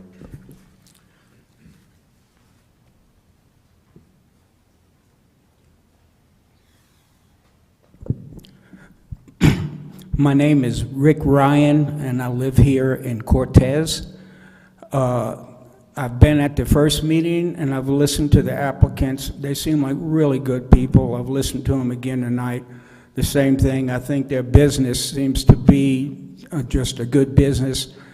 My problem is with the rezoning to industrial.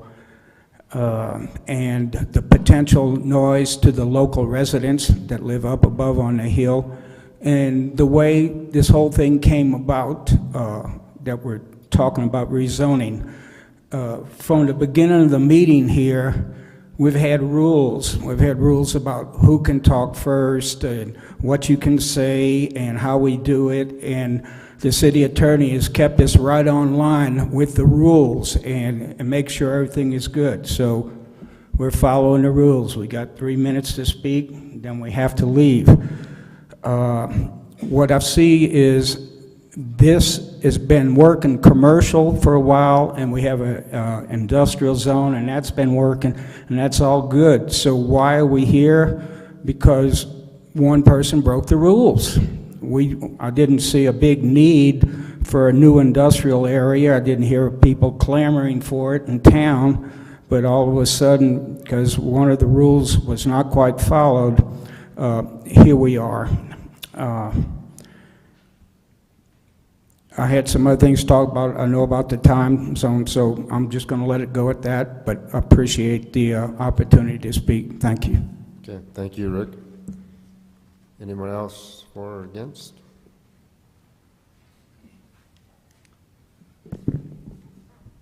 My name is David Faulkner.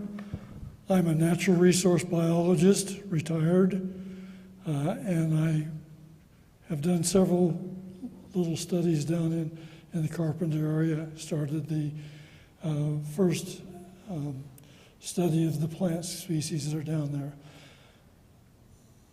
I'm concerned with one item that's there, and on the criteria for the change of zoning, which is item D, and that talks about the compatibility and also the adverse impact. As I think you've already heard, there's concerns with those impacts, the adversity for that, and the compatibility of those, of what's proposed for there. I just want to mention that that most of the concern here has been with the effect it has on those that go to the Carpenter area or walk on the trails. And I think this is something that ought to be seriously considered.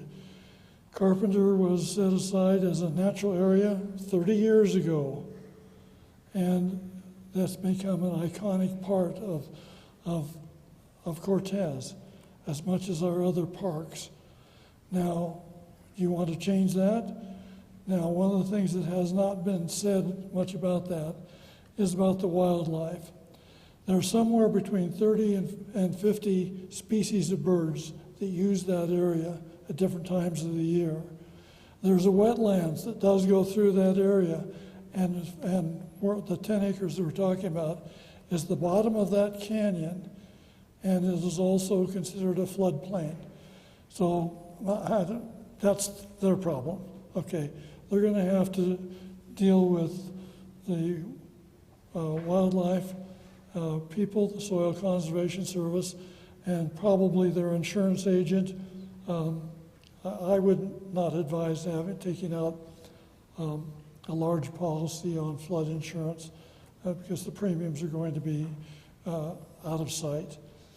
Anyway, I just want to say that the ambience of the area is something that Cortez ought to be proud of, and we're going to lose that. Thank you. Thank you, David. Anyone else for or against?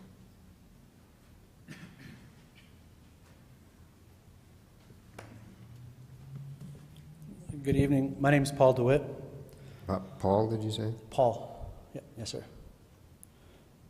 So relating to the criteria for rezoning D and G, I hope to establish that the proposed zoning change is 1, not compatible with the surrounding area and uses, 2, there will be adverse impacts, 3, are not in conformance with the Cortez Comprehensive Plan. 85 decibels is generally considered by regulatory and independent organizations, including the American Academy of Audiology, as the sound threshold where extended exposure may lead to permanent hearing loss. For comparison's sake, vehicle traffic is 70 decibels. For those who are not familiar with the decibel scale, it's a logarithmic scale. An increase of 10 decibels equals a 10-fold increase in volume. So 20 decibels difference is 100 times, 30 decibels, 1,000, etc. The Wood-Mizer mill is rated at 89 decibels per the manufacturer. This is 80 times louder than traffic and over 3 times louder than that accepted threshold. The Court King processor is rated at 90 decibels per the applicant. This is 100 times louder than traffic and almost 4 times louder than the accepted threshold. It has been mentioned that the hill blocks the sound from traveling into the residential district. With this being said, I have no difficulty hearing the 491 traffic sound that is obstructed by that same hill. Keep in mind that the equipment reported noise is 80 to 100 times louder than that traffic, 3 to 4 times louder than the accepted safe levels. The land use code, as it's been mentioned, the residential districts are established to secure residents comfortable, healthy, safe, pleasant environment in which to live. Industrial districts are established to minimize conflict with other land uses. From the Cortez Comprehensive Plan, Goal 5.6, maximize economic opportunities within Cortez without sacrificing the quality of life. An ongoing objective of Goal 9.1, mitigate the impacts of growth on valuable natural resources, including these resources that contribute to quality of life. Policy 5.63, locate industrial enterprises adjacent to each other or in locations that minimize the potential impacts. Policy 9.15, limit development of extractive and impacting industries and land uses to areas where there are minimal impacts on the natural environment and critical lands. Policy 10.2.8, protect amenities such as the Carpenter Natural Area. Policy 9.5.9, minimize noises from traffic and industrial uses in the community. So as such, these activities produce noise, these proposed changes produce noise levels and activities that are not safe, nor compatible, nor desirable with residential and open space areas. It's the City of Cortez's comprehensive plan to protect quality of life, natural Thank you, areas. Paul. Thank you.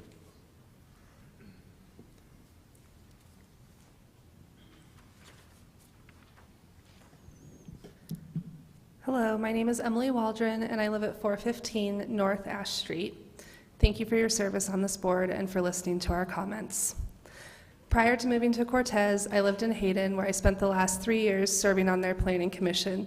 So I come here tonight as both a concerned citizen and also as a bit of a planning and zoning nerd.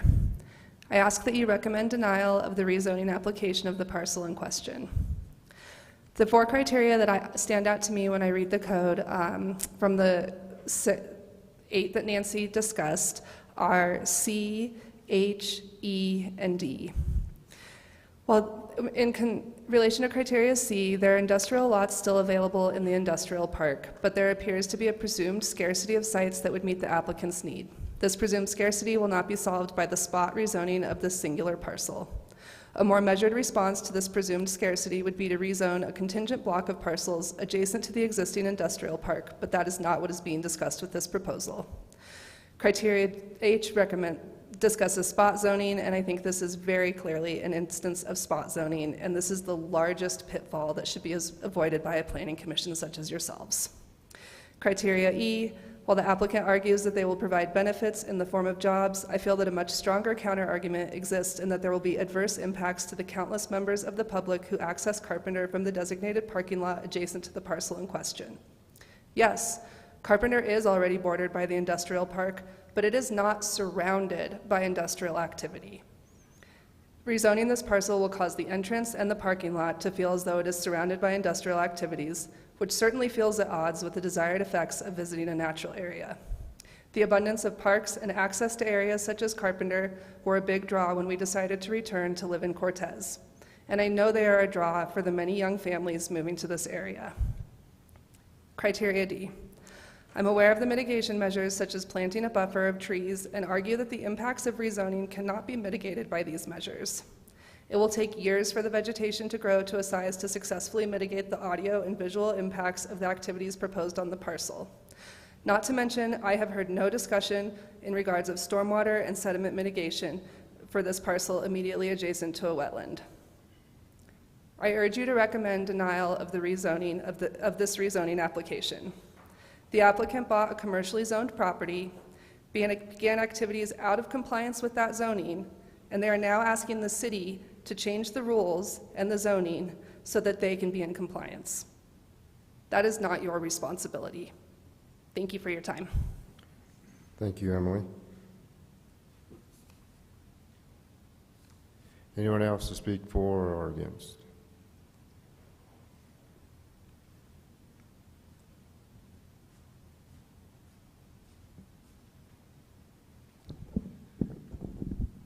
My name is Dave Waters. Right now I'm having flashbacks and it's not good. We went through this same process about 5 years ago. And I'd almost bet you if anyone in this office knows where our construction yard is, please raise your hand. Have you ever heard any noise from it? Please direct your comments to the commissioner. Sorry. Well, what I'm getting at is our construction yard where we do recycling of asphalt and concrete borders Carpenter natural area. And in the 5 years that we've been doing that there, I don't think we've ruined it. I've heard about wildlife and everything else. We run deer, geese, birds out of our yard every day, raccoons, you name it, it doesn't bother them. These people deserve the right to prove themselves. They check the boxes. You need to do your job and approve it, because this shouldn't be made on an opinion of somebody thinks it's going to ruin something. They check the boxes, they meet the criteria. You're even asking them to go above and beyond with the buffer. The buffer is not required, and if it was, it doesn't require 20-foot trees. It requires an 1.5 inch caliper tree. And it's just insane that you say that this is spot zoning. Really? Four Corners Materials has a batch plant, a concrete batch plant. You're worried about it having a batch plant? They have a batch plant within 1,000 feet of this property. Above that is the city's construction yard, and they just rezoned more industrial in the property that they bought from Four Corners. They didn't have to have a buffer, and they adjoin Carpenter Natural Area.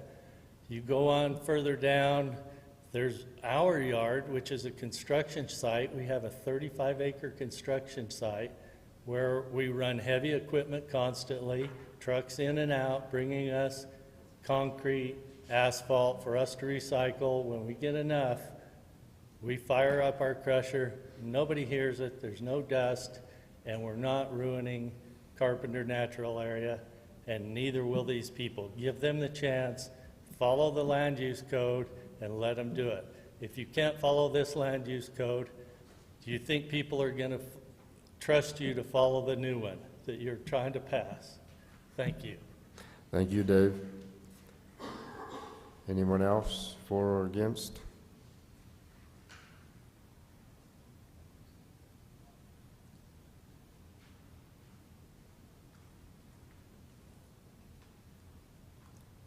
Take your pick.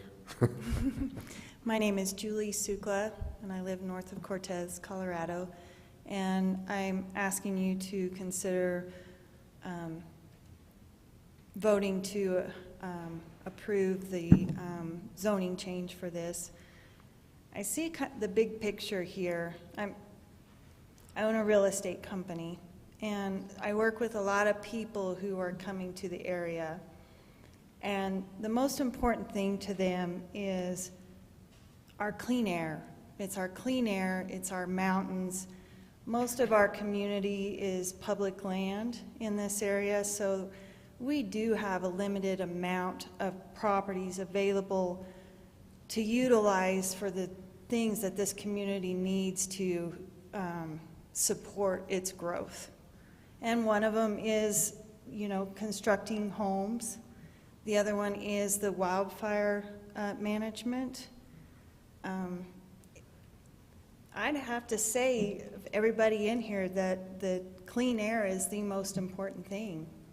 I mean, one of the most important things. When those fires are happening, can you think about anything else?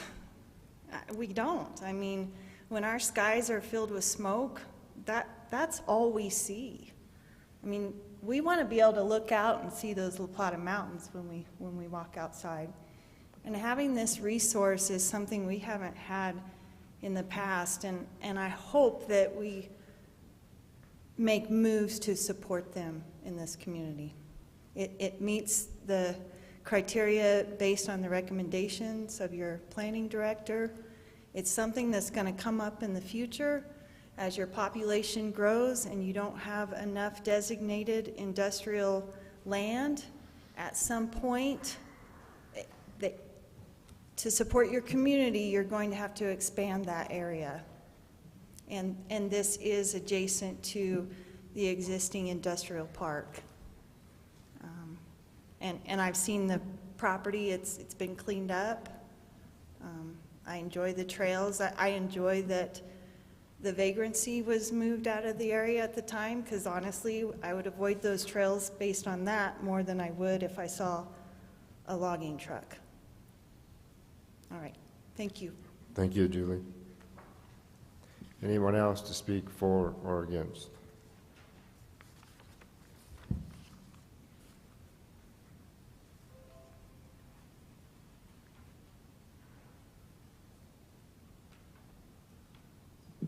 My name is Lana Waters, and I'd like to read a letter that I was given, Planning and Zoning Commission. We are unable to attend tonight's planning and zoning meeting, but wanted to express our support over the zoning change and conditional use permit for the property at 1050 Lebanon Road, owned and operated by Independent Log Company. The proposed use for the property meets the conditions that are set forth in the Land Use Code for industrial zoning. The property is a compatible use with all of the existing zoning of privately owned property surrounding it, including the industrial park that is located less than half a mile away from the property. This area of the city was set aside for industrial uses and is a necessary piece to helping our local economy grow and create jobs that are much needed. There is no other part of the city where this property would fit in better. While we recognize that this property has an adjoining border to the Carpenter Gear Natural Area, so do all of the other industrial zone properties in the industrial park, including properties owned by the City of Cortez, which are used as a construction yard and the public works yard. The industrial zoning of this area was set apart before the designation of the adjacent property for being open space, and the two areas have coexisted quite well with no adverse effects on either. We also own bordering property to the Carpenter Gear Natural Area and enjoy observing all of the wildlife in the area and birds that flock to the pond every day, and there has been no change to the wildlife patterns since Independent Log Company has purchased their property. Regarding the comments of noise coming from this property, we have not heard any noise that is excessive or that can be attributed to this property, and we are located less than a mile away. Asking Independent Log Company to bear the burden of buffering from the natural area is not only unjust, but also unnecessary. There are no other adjoining properties that have this buffering, including the City of Cortez properties, and there is no place in the Land Use Code that stipulates there must be buffering of the property. As you make your decision tonight, we remind you that your job as Planning and Zoning Commissioners is to make a decision based off of the facts and if the applicant meets all of the standards that are set forth by the Land Use Code. This decision should not be based off conjecture, emotion, or an opinion of the business or business activities, but rather the fair and equitable standards that the Land Use Code provides. We ask that you recommend approval of the change of zoning and conditional use permit to City Council for the property located at 1050 Lebanon Road, owned by Independent Log Company, as it fits all of the criteria for these uses and is compatible with the surrounding area and would be an asset to our community. Thank you, Sheldon and Tiffany Randall, business and property owners in the City of Cortez. Thank you. What was the name, Lana? Sheldon and Tiffany Randall.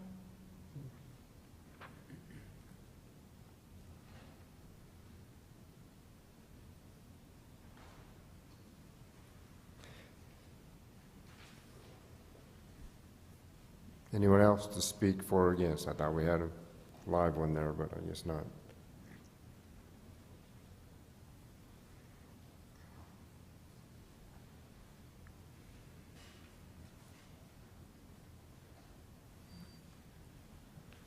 Good evening, Commissioners, audience. My name is Mike Levy, living in 491 East Coronado Avenue. I commend the Independent Log Company for your ambition in wanting to have this business in our area and the wildlife mitigation. I can't say more for you. I think this is a good operation, but I think it's in the wrong place. And I had an idea, someone mentioned to me about a possible land swap. If the city had a parcel of land that was industrial, I was going to send this on to the commission if the Independent Log Company might be considering, see if they would consider a land swap with the city. I think it's been done in the past. If the city had a certain parcel that they wanted and a private entity had a parcel, there's a possible land swap. So I'm just putting in front of you, if you could convey this thought to the Independent Log Company, and I appreciate that. Thank you. Thank you, Mike. Anyone else speak for or against? Thank you. We'll close the public hearing. Mr. Chairman, I request that we take a 5-minute break. We've been sitting here for a long time before we continue on. Lance, do you remember what your question was going to be? Okay, let's take a recess for 5 minutes.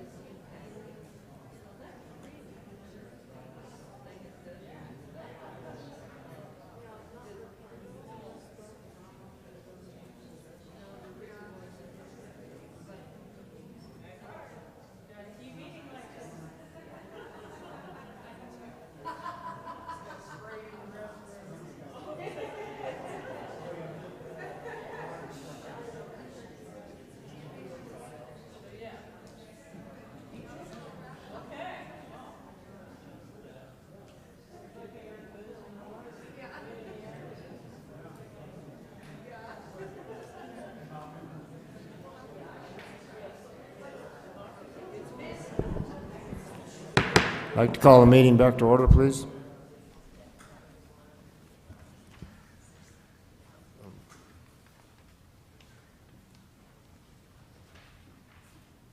Any comments from the commissioners? I would like to say one item. Would be pleased to have some fire mitigation going on. There was the fires in Canada that drifted down to Philadelphia, New York City, and I actually have a daughter there, and she showed me pictures of what happens when you don't do proper fire mitigation, and it sure is nice to have at least somebody that's willing to put forth a business like that here. And to have a quick response to a forest fire that we have around here. This hot weather's been some dry lands, and so I think it's important that we have resources available to help our firefighters. That's my comment. Well, I agree with the chairman very much, and I agree this is a good operation. I again fail to see why it has to take place in the city. We have a large county with other lands. And in just eyeballing the property, what I came up with, and this has not been measured, but it seems like 7/8 of one side is bordered by residential, 1 1/4 sides by open space, and 1 3/4 sides by commercial highway, and the only industrial is 1/8 of the former Fraley plant that happens to be across the street.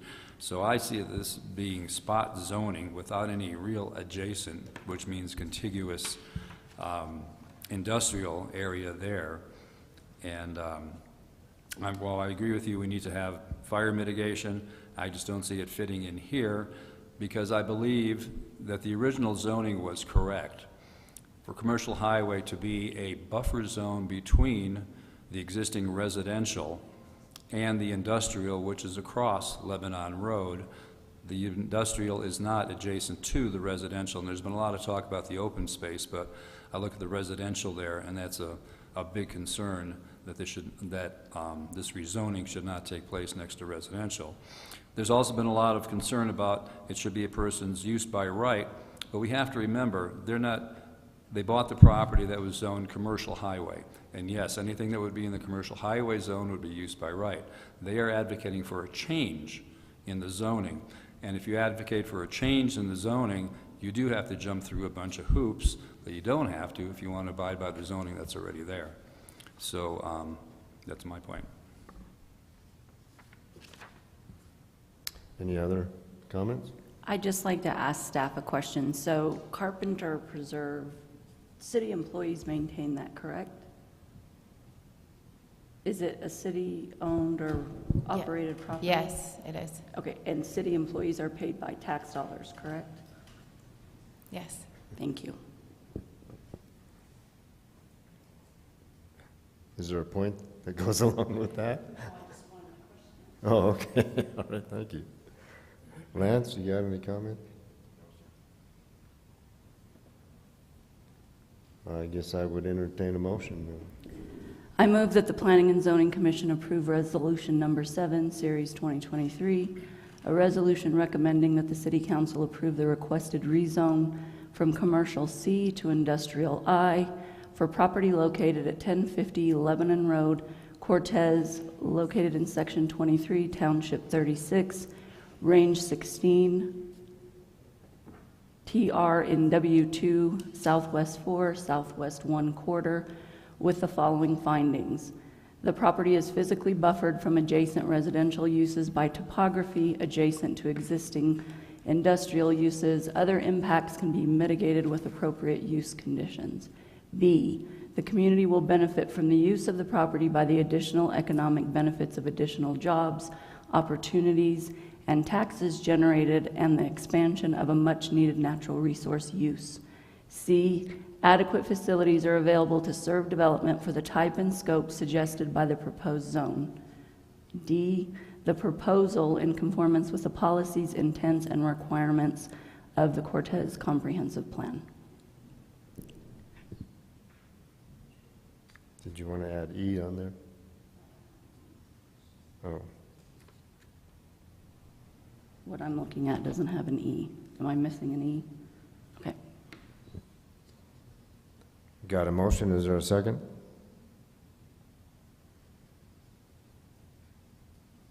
Chairman will second it. Got a motion and a second, is there any discussion? We'll proceed to vote. Scorts, No.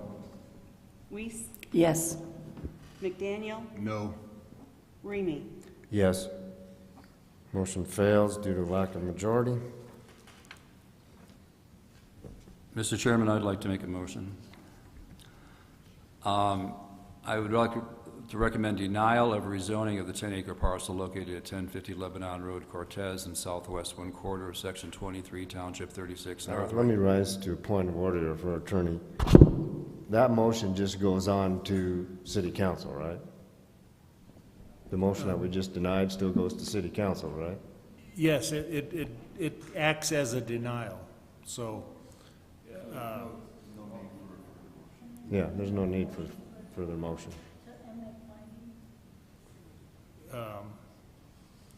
well, I guess with a tie. Yeah, there's lack of majority, so the motion fails. I think another motion for denial would be appropriate or acceptable, but you'd have to include findings for the denial specifically related to the criteria in the code. Okay, I'd like to question that. Since the original motion failed, Yeah. or tied, which means it failed, if we vote on another motion to deny and it's split 2-2, is that? 2-2, you mean? I'm sorry?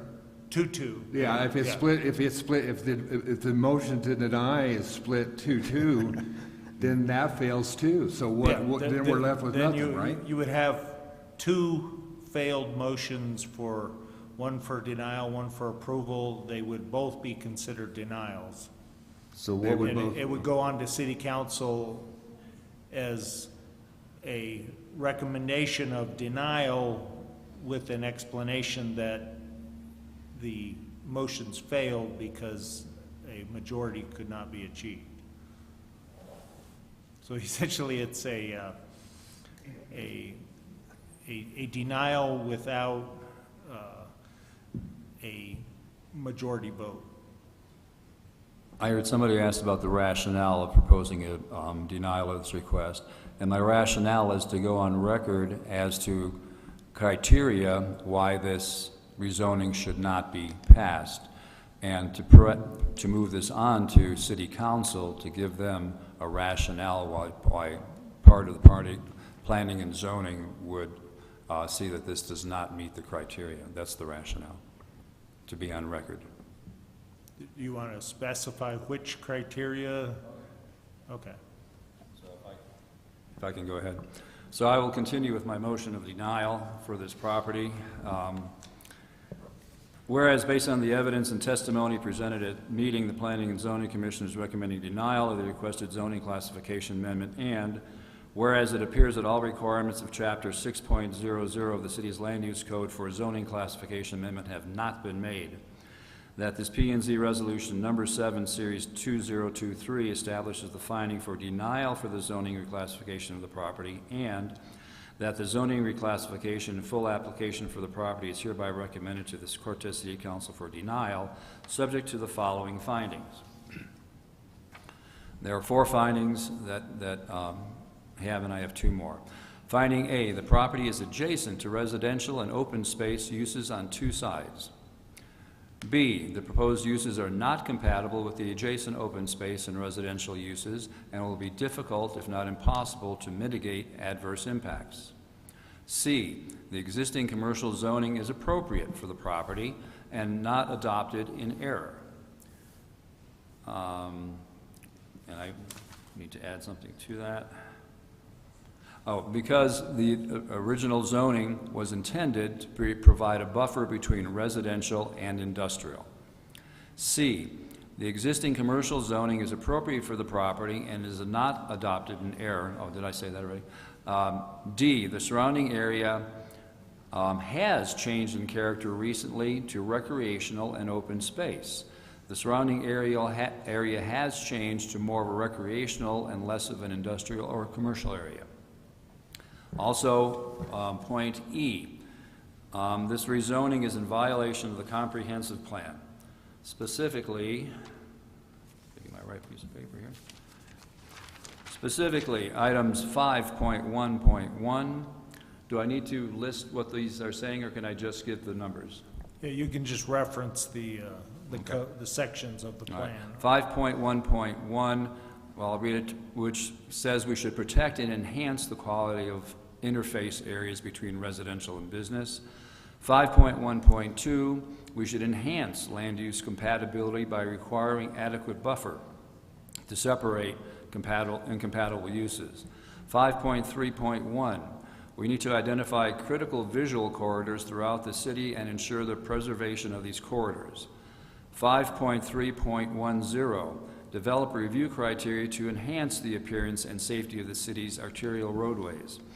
5.6.7, maintain land use policies so that businesses adjacent to residential areas are compatible with the neighborhood. And that's my proposal for denial. There's a motion on the table. Is there a second?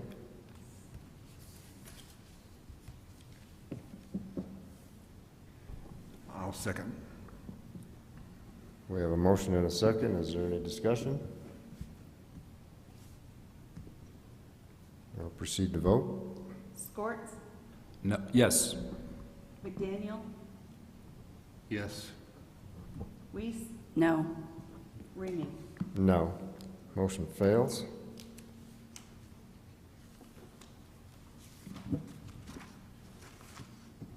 We'll move on to the next item that we added to the agenda. I can find it.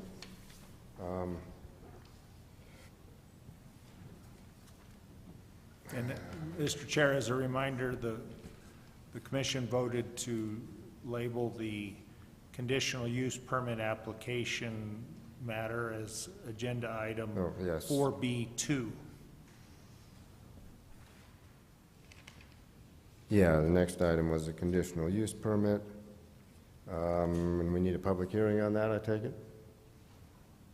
Do we need a public hearing on that?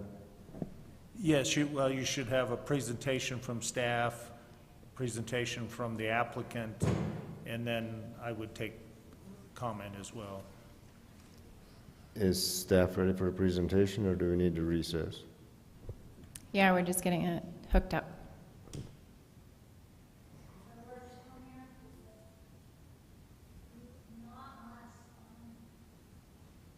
Is your microphone on? Okay.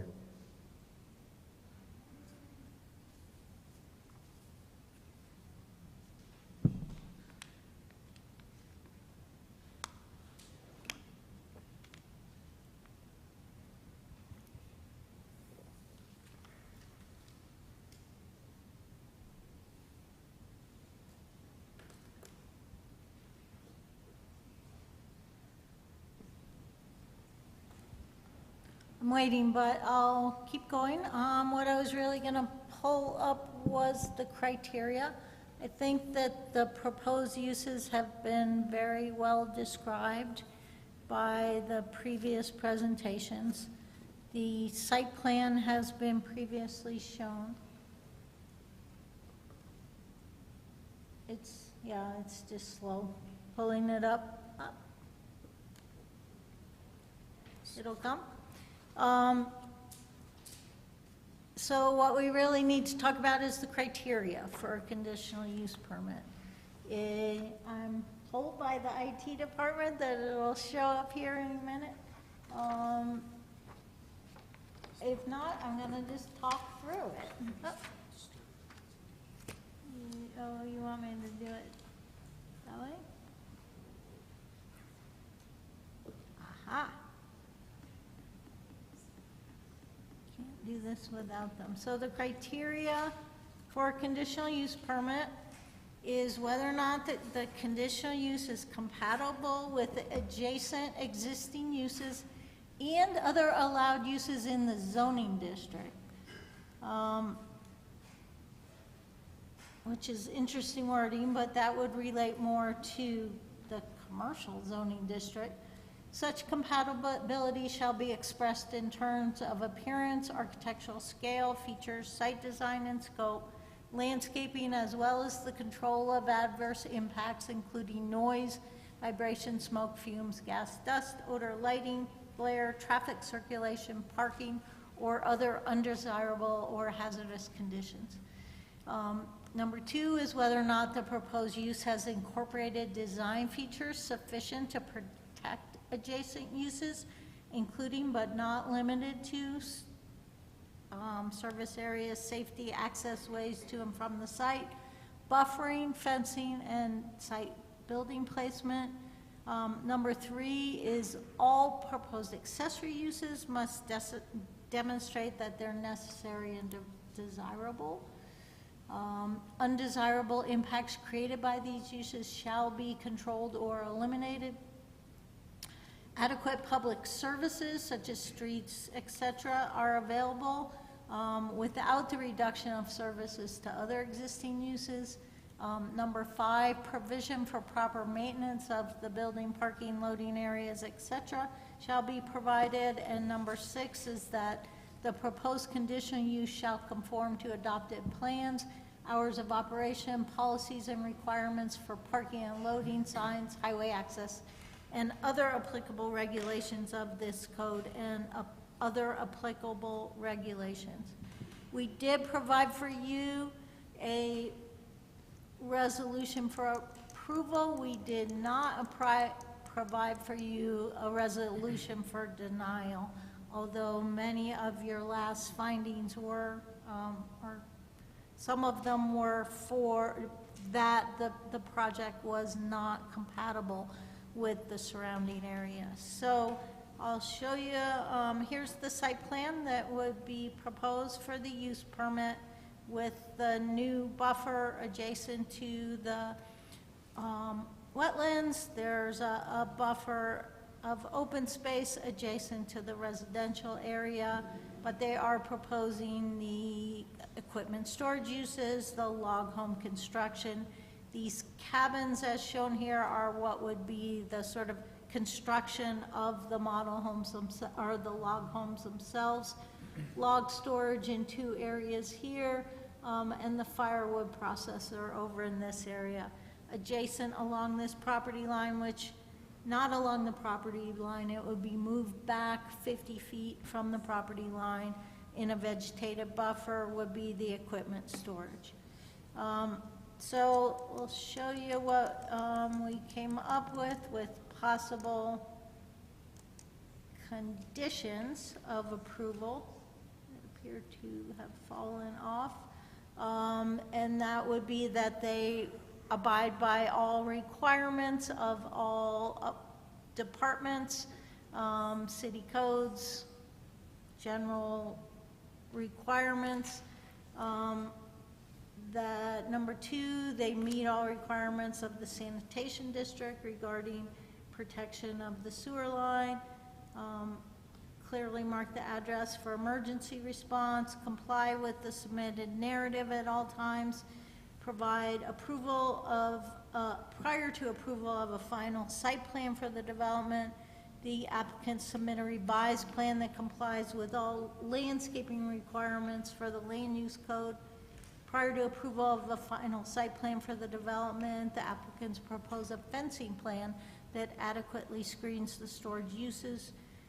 That subdivision plat approved by city council be required prior to issuance of a building permit on the property, should they ask for a building permit.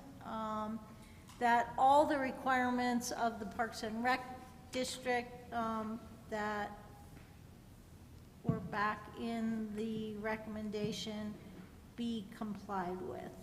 And I have lost some of that on the screen, but those include got those. Those include secure and preserve water quality of inflow into ponds and streams, prevent harmful chemicals and toxins from washing into downstream waterways, restrict access to preserved drives and parking areas from the equipment, supplies, and deliveries to the business, prevent any waste, construction debris, or any other byproducts from blowing or coming onto the preserve or associated area, and provide buffer and naturally oriented visual screening along the northern and eastern property boundary. The proposed naturally oriented visual screening should be large, 20-foot tall evergreen trees planted approximately 20 foot on center and staggered. The proposed buffer is 50 feet.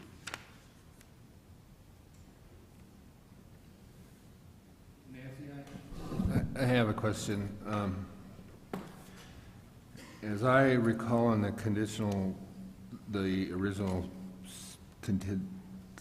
continued use permit, it also stated that the property could not be used for a quote-unquote salvage junkyard.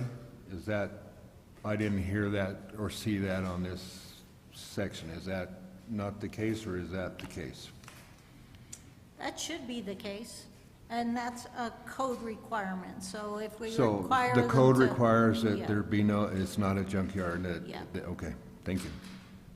So all vehicles must be registered and operable, no junk on site.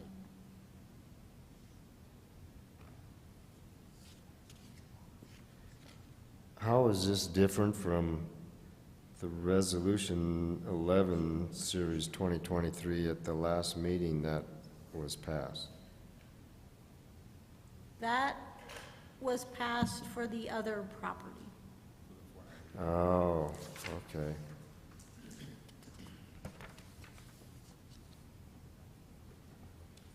And of course, that one did not require the buffering because it's not adjacent to the residential or the natural area.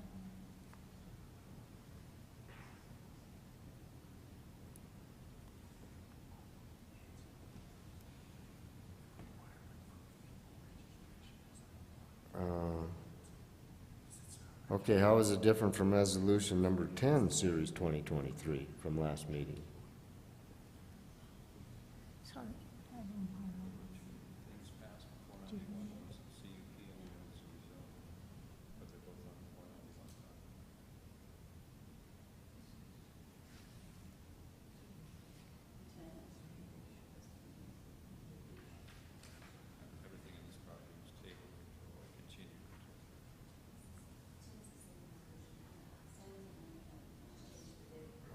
This one's talking about Lebanon Road. Right, but that was just to continue it to tonight. There was no actions taken on the property, it was just continue until tonight. That was the vote.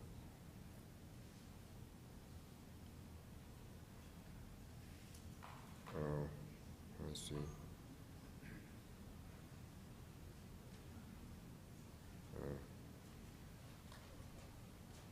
Gotcha. Okay.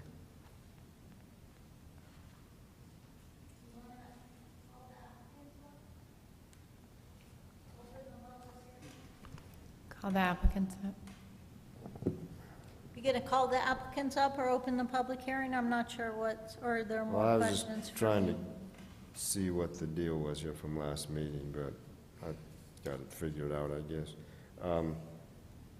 We'll have the applicants come up first and then open it up for public hearing.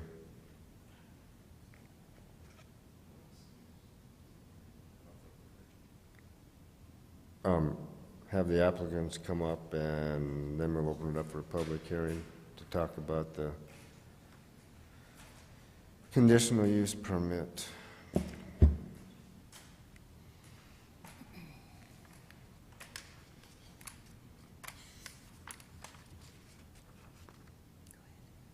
Well, I kind of got a few maybe questions, for 30 years that property has laid vacant from Allen's Theater. But the minute they sold that, that's done. Everybody got spoiled. you know, watching it being vacant. You know, when I bought it, it took us 8 months. There's been numerous people in Cortez that has tried to buy that property. It took us 8 months. We're not backing away. We're gonna move forward. So if it takes a building, 300 by 300 building, to do this operation in the building, we got other plans. So it's just, it's like, let's work together here. And, you know, I'm not gonna put the property back to, and, you know, I didn't buy that property to leave it vacant and grow weeds and watch deer grow across my property. I bought the property because I own my own business. You know, we've already debated the whole firefighting aspect. My crew, just today, was dispatched to Meeker. That's how important my company is to this community and other communities. So the fires are already starting to break out. But what I want to get everybody to very pay attention to is the property's not going to be vacant because Allen Theaters don't own it no more. I do. So I'm going to do some kind of business. So this ain't going to stop here. It's just going to be, we're going to all get real acquainted because I'm just going to apply again, and we're going to do this again. Or I'm going to find the solutions. I'm going to build a building. You know, I'm going to, if this criteria doesn't fit this, I'm going to put another business on it. Maybe, you know, here's what maybe I've been thinking. It was a theater. Maybe I'll put it back to a theater. It was already that, so that's all grandfather claused in. We can all go watch movies. So here's what I'm asking the council. You know, we can sit here and say, what if, you know, this, that, all this, you know. Yeah, I've got 10 acres. You know, the decimal, if you walk away 20 feet from that 89 decimals, you can't even hardly hear it. So, you know, maybe I made a mistake. Next one, I'm going to have a whole bunch of videos and everything, is that's what it's going to take, is getting this very scientific, you know, and down to the wire. I mean, it's a little thing you can pull behind your pickup. The very most important thing is, you know, we're trying to come into this community to help, to be part of this. You know, clear out, I mean, we've talked about it all night, clear out some of the vegetation that the fires don't happen. Here's something that didn't get talked about. We spent a year and a half prior to this whole thing, so this is about 5 years ago, because I'm originally from Cortez, and so is Mary, looking at properties all around this area. There's none. Cortez has developed, so if I was to go and put my business, then I have somebody's house right next to me. Well, they sure don't want that. I'm talking right across the fence. I'd have to go all the way out by Dove Creek to get any bare land out there. You know, there is not a location. So finally, then we went into the commercial and the industrial aspect of it, because I originally was just going to go in the county. We looked and looked, and there was nothing available. At that time, there was something by the hospital. It was like an acre or two. There was a piece right above the gym, the Gold's Gym there. You know, it's just a little old strip. So there's not a big open space like that.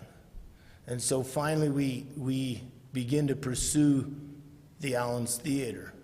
Well, that was 8 months in the making to get that bought. So we've got a lot invested. We're not going to give up. The land is not going to go like it was, where everybody got spoiled for 30 years. It's going to do something. I'm not paying city taxes, you know, high dollar taxes to leave it vacant. You know, so there'll be another, if this doesn't move through, we're going to go to Plan B. You know, if I have to pull a building permit and start building a big enough building to house everything inside my building, that'll be my next plan. So it's like, what's the most sensible thing here that we can all win. You know, we're not asking the public to bear our, you know, we're not coming here to make a mess. We're coming here to run a legit business, keep it clean, you know, do the best we can, help out the Forest Service, help out the community, you know, fight fires. I mean, you know, the whole thing, everybody says, well, that's not the right area. Well, show me on a map where you think the right area is, because when you look on a map at Cortez, the true we have 10 acres, people, 10 acres to be a buffer. Man, that's a lot of land. That is not out there in this, unless I go all the way out to Dove Creek. You know, I'm all the way out at Dove Creek. I'm going to run a business all the way out there. I'm not in that type of business. I'm not in a remote business. Okay, Yeah. thank you. Thank you. We'll open it up for public hearing. Anyone wishing to speak for or against conditional use permit?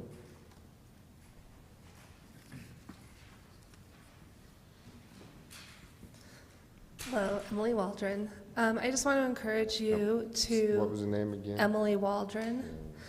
I think that if you're not going to change the zoning to industrial, allowing the same type of industrial activities to occur on that location by granting it through a conditional use permit is contradictory. And so I would just ask you to also recommend denial of the conditional use permit, because the activities being requested in that permit are incompatible with the location. And I'm not going to repeat all of the points that were made earlier in the night. I just want to reiterate that they go hand in hand, and you can't say, no, we're not going to zone this industrial, and then turn around and grant those same uses through a conditional use permit. Thank you. Thank you. Anyone else speak for or against?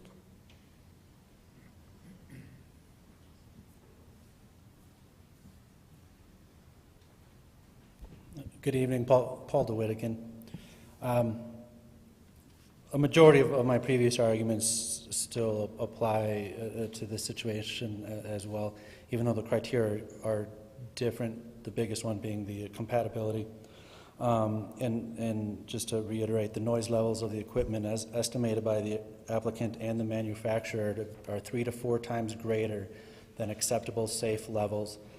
And that's not compatible with residential districts, nor is it compatible with the Cortez Community Plan, which is to maintain safe and desirable housing, minimize noise and industrial uses, and mitigate impacts on quality of life. And those are Goal 6.1, Policy 9.59, and Goal 9.1, respectively. Thank you. Thank you, Paul. Anyone else for or against? Close the public hearing.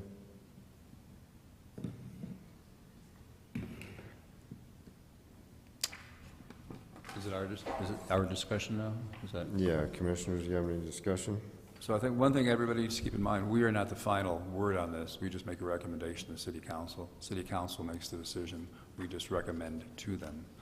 And then for my fellow commissioners, you have to keep in mind that we're not trying to stop anyone from doing permitted uses on the property they bought that has commercial boundaries to it. They want to change the zoning to something else, which I personally do not feel is compatible, and I personally feel is spot zoning, since there's only a little infinitesimal amount of land that's zoned industrial that actually abuts this property. So I think this is really spot zoning, and we're not trying to stop them from using it with the property they bought, which had commercial zoning on it. So that's my points.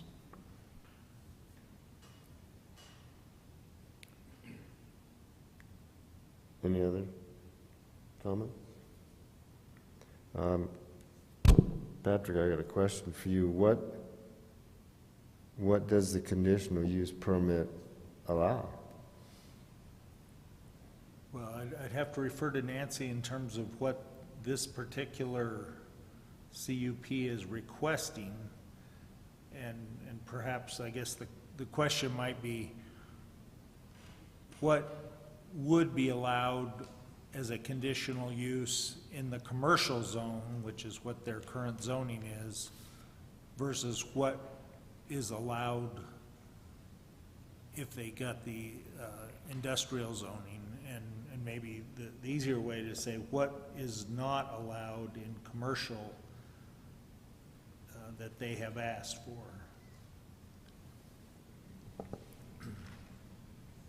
So the commercial zone does allow them to request a conditional use permit for manufacturing wood products, and I think we read that definition a little bit earlier.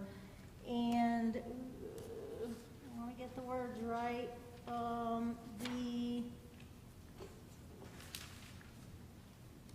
manufacturing wood products is and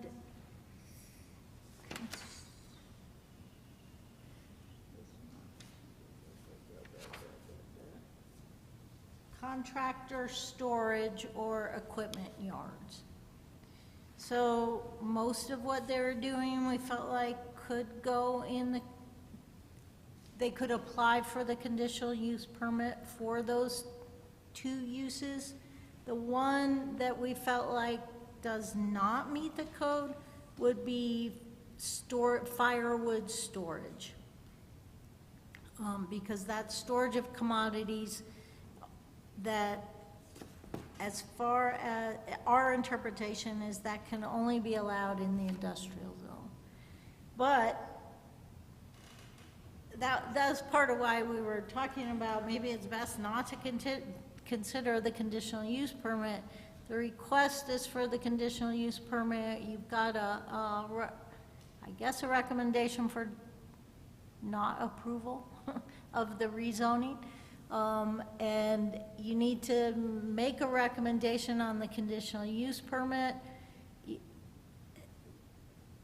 You could find that it's not consistent with the zoning, which is the commercial zoning, because, but I don't know, I'm confused a little bit also, but I think what you should do is make a recommendation based on the conditional use permit for the uses they requested.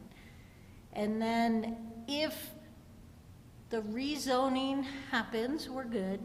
If the rezoning does not happen, we're not good, and you can't grant, and the city council cannot grant the firewood storage portion of the conditional use permit. So the applicants will either have to revise it prior to any action by the city council if the rezoning does not proceed, or I guess the city council could consider it and say we have to pull the use of the firewood storage.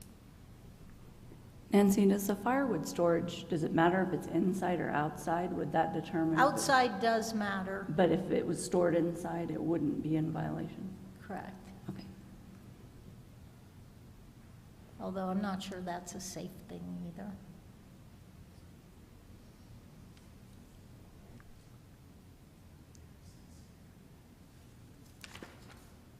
So even if we approve a conditional use permit, if it goes to council and they deny the change to industrial, what does that do to this conditional use?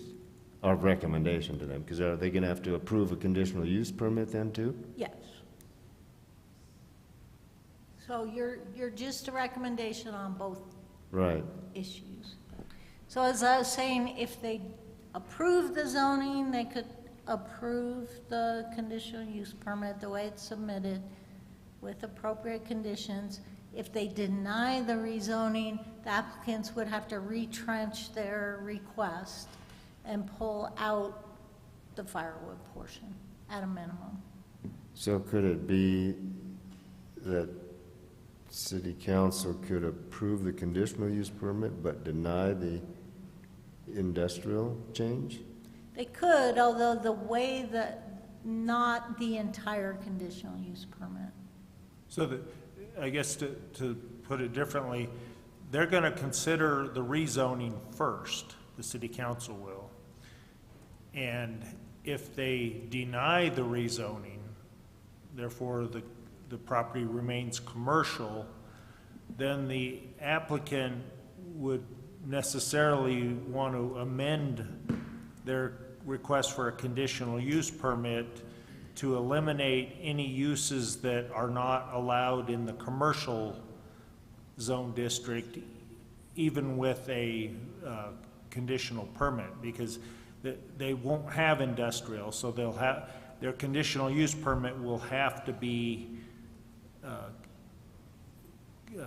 created based on what is allowable in a commercial zone district. Now, if they chose not to, then my recommendation from a legal standpoint to the city council would be, since the zoning doesn't allow, at a minimum, the firewood storage, and if the conditional use request still includes firewood storage, then my recommendation would be that you have to deny it because it doesn't meet the zoning.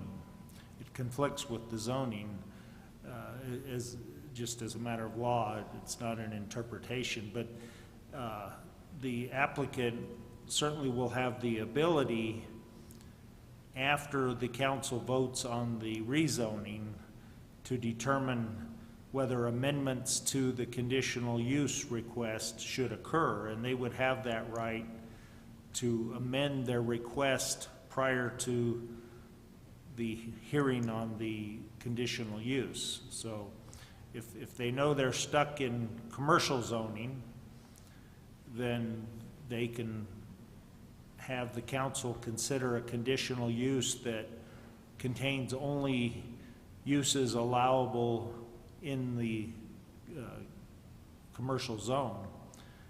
Obviously, if the council approves the rezoning to industrial, then the current application could go forward and the council would have to consider it on its own merits. So I think the applicant will have to kind of base the nature of the conditional use permit on how the council votes on the rezoning. And but for your purposes right now, you know, if you voted to approve the conditional use as submitted, I think one of the conditions would be that the zoning be changed to industrial to allow all the requested use.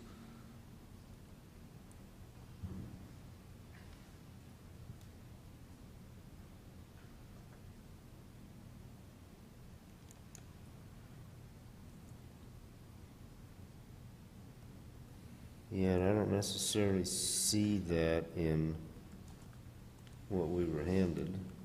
No, and what you have, I think the prepared packet anticipated that the rezoning would be approved, and so the conditional use motion is based upon the rezoning being changed. I would recommend that you go ahead and include that as a condition if somebody's going to make a motion to approve as it's submitted, that it should also be conditional upon the rezoning.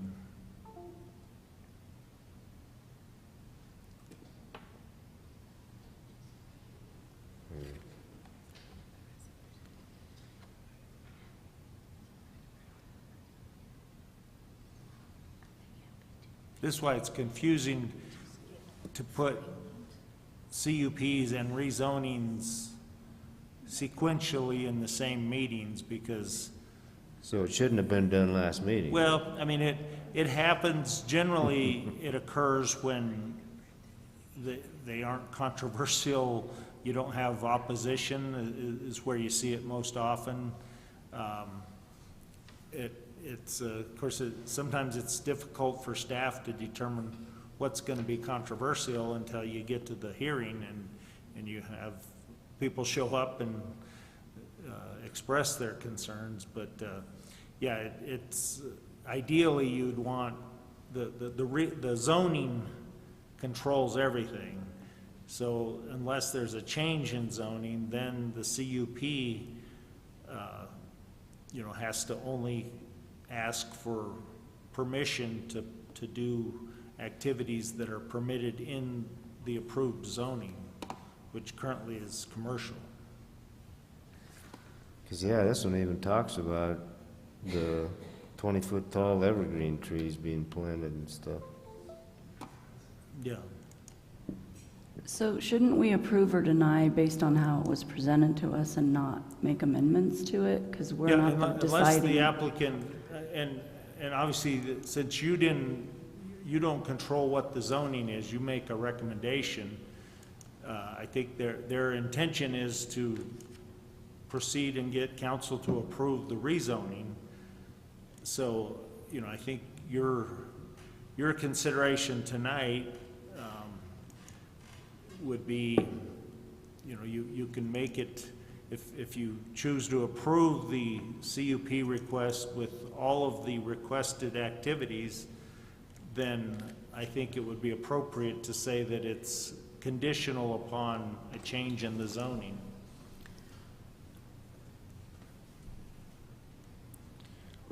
Now, let me get this clear, in my mind anyway. Since the zoning issue tied and failed here, and it has to go to council, if we approve the CUP, they won't be able to do anything that allows until the council hears and Now, decides. you won't be approving the CUP, you'll be recommending to council that they approve it. Gotcha. And Okay, that's And, what, all and right. that council won't act on that recommendation until after they've considered whether or not the rezoning is appropriate.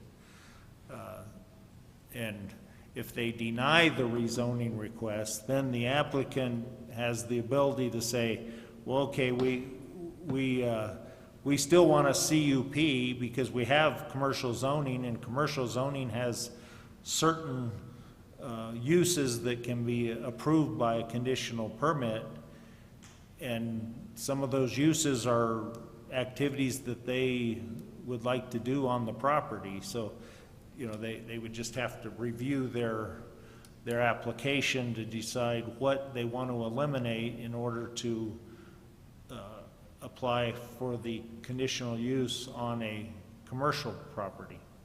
So would both of those items go at the same time before city council? Yeah, well, I think what we're anticipating is that the second reading of the ordinance for the rezoning, that's when the public hearing is, and that's where the final decision will be made on the rezoning. And then our suggestion would be to place the CUP item immediately following the agenda item for the rezoning, so that they will know if they have property that has been rezoned before the council takes up the conditional use permit application. And if the rezoning fails, then they can still go forward with their CUP application, but it would appear most likely that if they want to get it passed, they're going to have to change some of the requests so that it complies with commercial zoning rather than industrial zoning. Nancy, you were going to try to say something or not? He got it. Okay. Yeah, and so at this point, tentatively scheduled October 22nd. August. We sound, I'm jumping it, I'm trying to put it off. So August 22nd, the city council had considered the second reading of the rezone. So that's when they take action. Following that would be the conditional use permit. When's the first reading? August 8th? Something like that? August 8th. Yeah. Okay. We haven't noticed that yet, but that's what would work. And so we're just voting to recommend approval or not to city council. Yeah, Right. okay. And you have a resolution for approval, you now have one for denial. Although, I think I know where this is going. Any other questions for Nancy or Patrick?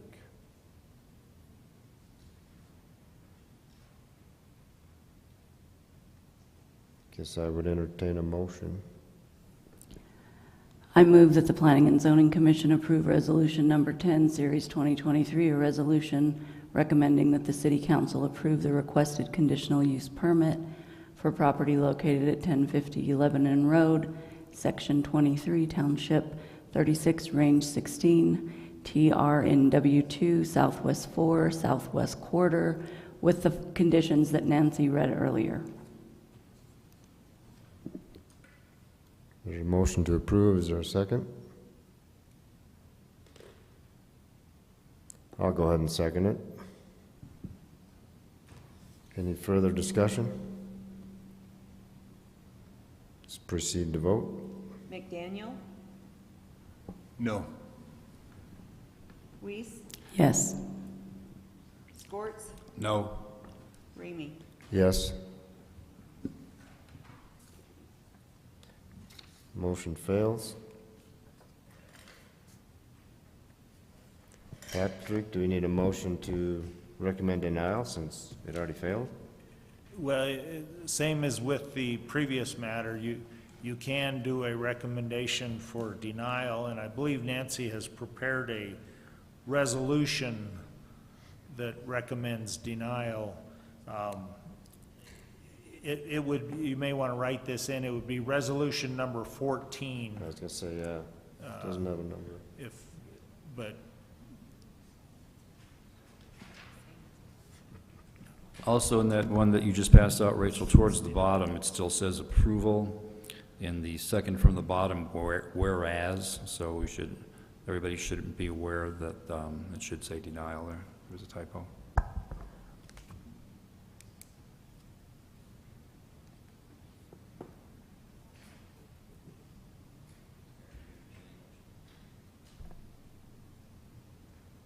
Where was that you were talking about? Right here, the one you just passed us, it says approval down there. But it should, this is the recommendation to deny, so that. Should be denied.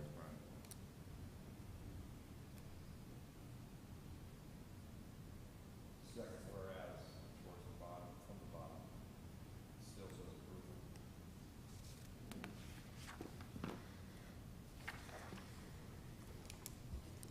Is there any further discussion? There's been no motion. Oh, you're right. I would like to make a motion recommending denial of the conditional use permit for a 10-acre parcel located at 1050 Lebanon Road, Section 23, Township 36, Range 16, et cetera. Whereas the owner applicant has applied for review of the conditional use permit for an equipment storage yard and wood products manufacturing for a 10-acre parcel located at 1050 Lebanon Road, Colorado. Whereas based on the evidence and testimony presented at this meeting, the Planning and Zoning Commission is recommending denial of the requested conditional use permit. And whereas it appears that requirements of Chapter 5.00 and 6.00 of the city's land use code for development of the site have not been met. Now therefore be it resolved that the City of Cortez Planning and Zoning Commission that the conditional use permit for said property is hereby recommended to council for denial, subject to the following findings. A, the proposed use is not compatible with adjacent existing uses, specifically the residential and open space uses. B, proposed design features are not sufficient to protect adjacent areas. And C, does not meet the following criteria for the comprehensive plan 5.1.1, 5.1.2, 5.3.1, 5.3.10, and 5.6.7. So I move. Got a motion on the table for denial. Is there a second? Second. You have a second? Is there any further discussion? And just to confirm, the motion is to approve resolution number 14 with the amendment of the addition of criteria number C, or finding number, or letter C at the bottom, which you read off there. Is that correct? My motion is to approve a denial of the comprehensive Yeah. use plan. Well, you would approve the resolution. Yes. Which contains a denial. Thank you, Yeah. yes. Okay. Thank God for lawyers, okay. And what happens if this goes down to defeat? The same thing, it will be considered a denial without findings, a recommendation for denial, and then we will, in the staff report to City Council, it will be noted that the recommendations were denied based on tie votes. We've got a motion and a second. Is there any other discussion or questions? Let's proceed to vote. Scorts, No, or yes, pardon me, yes, thank you. McDaniel, Yes. Weiss, No. Remy. No. Motion fails.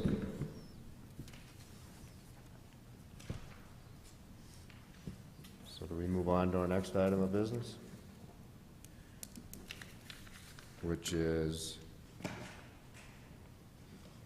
there any unfinished business?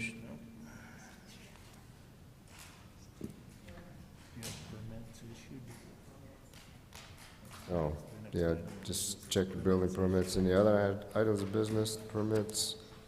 I'd entertain a motion to adjourn. I move we adjourn. Second. Got a motion and a second to adjourn. Proceed to vote. Unless there's discussion. Anybody votes no, I'm killing them. Weiss, Yes. Scorts, Yes. I promise, because I need the McDaniel? insurance. Yes. Remy. Yes. Meeting adjourned.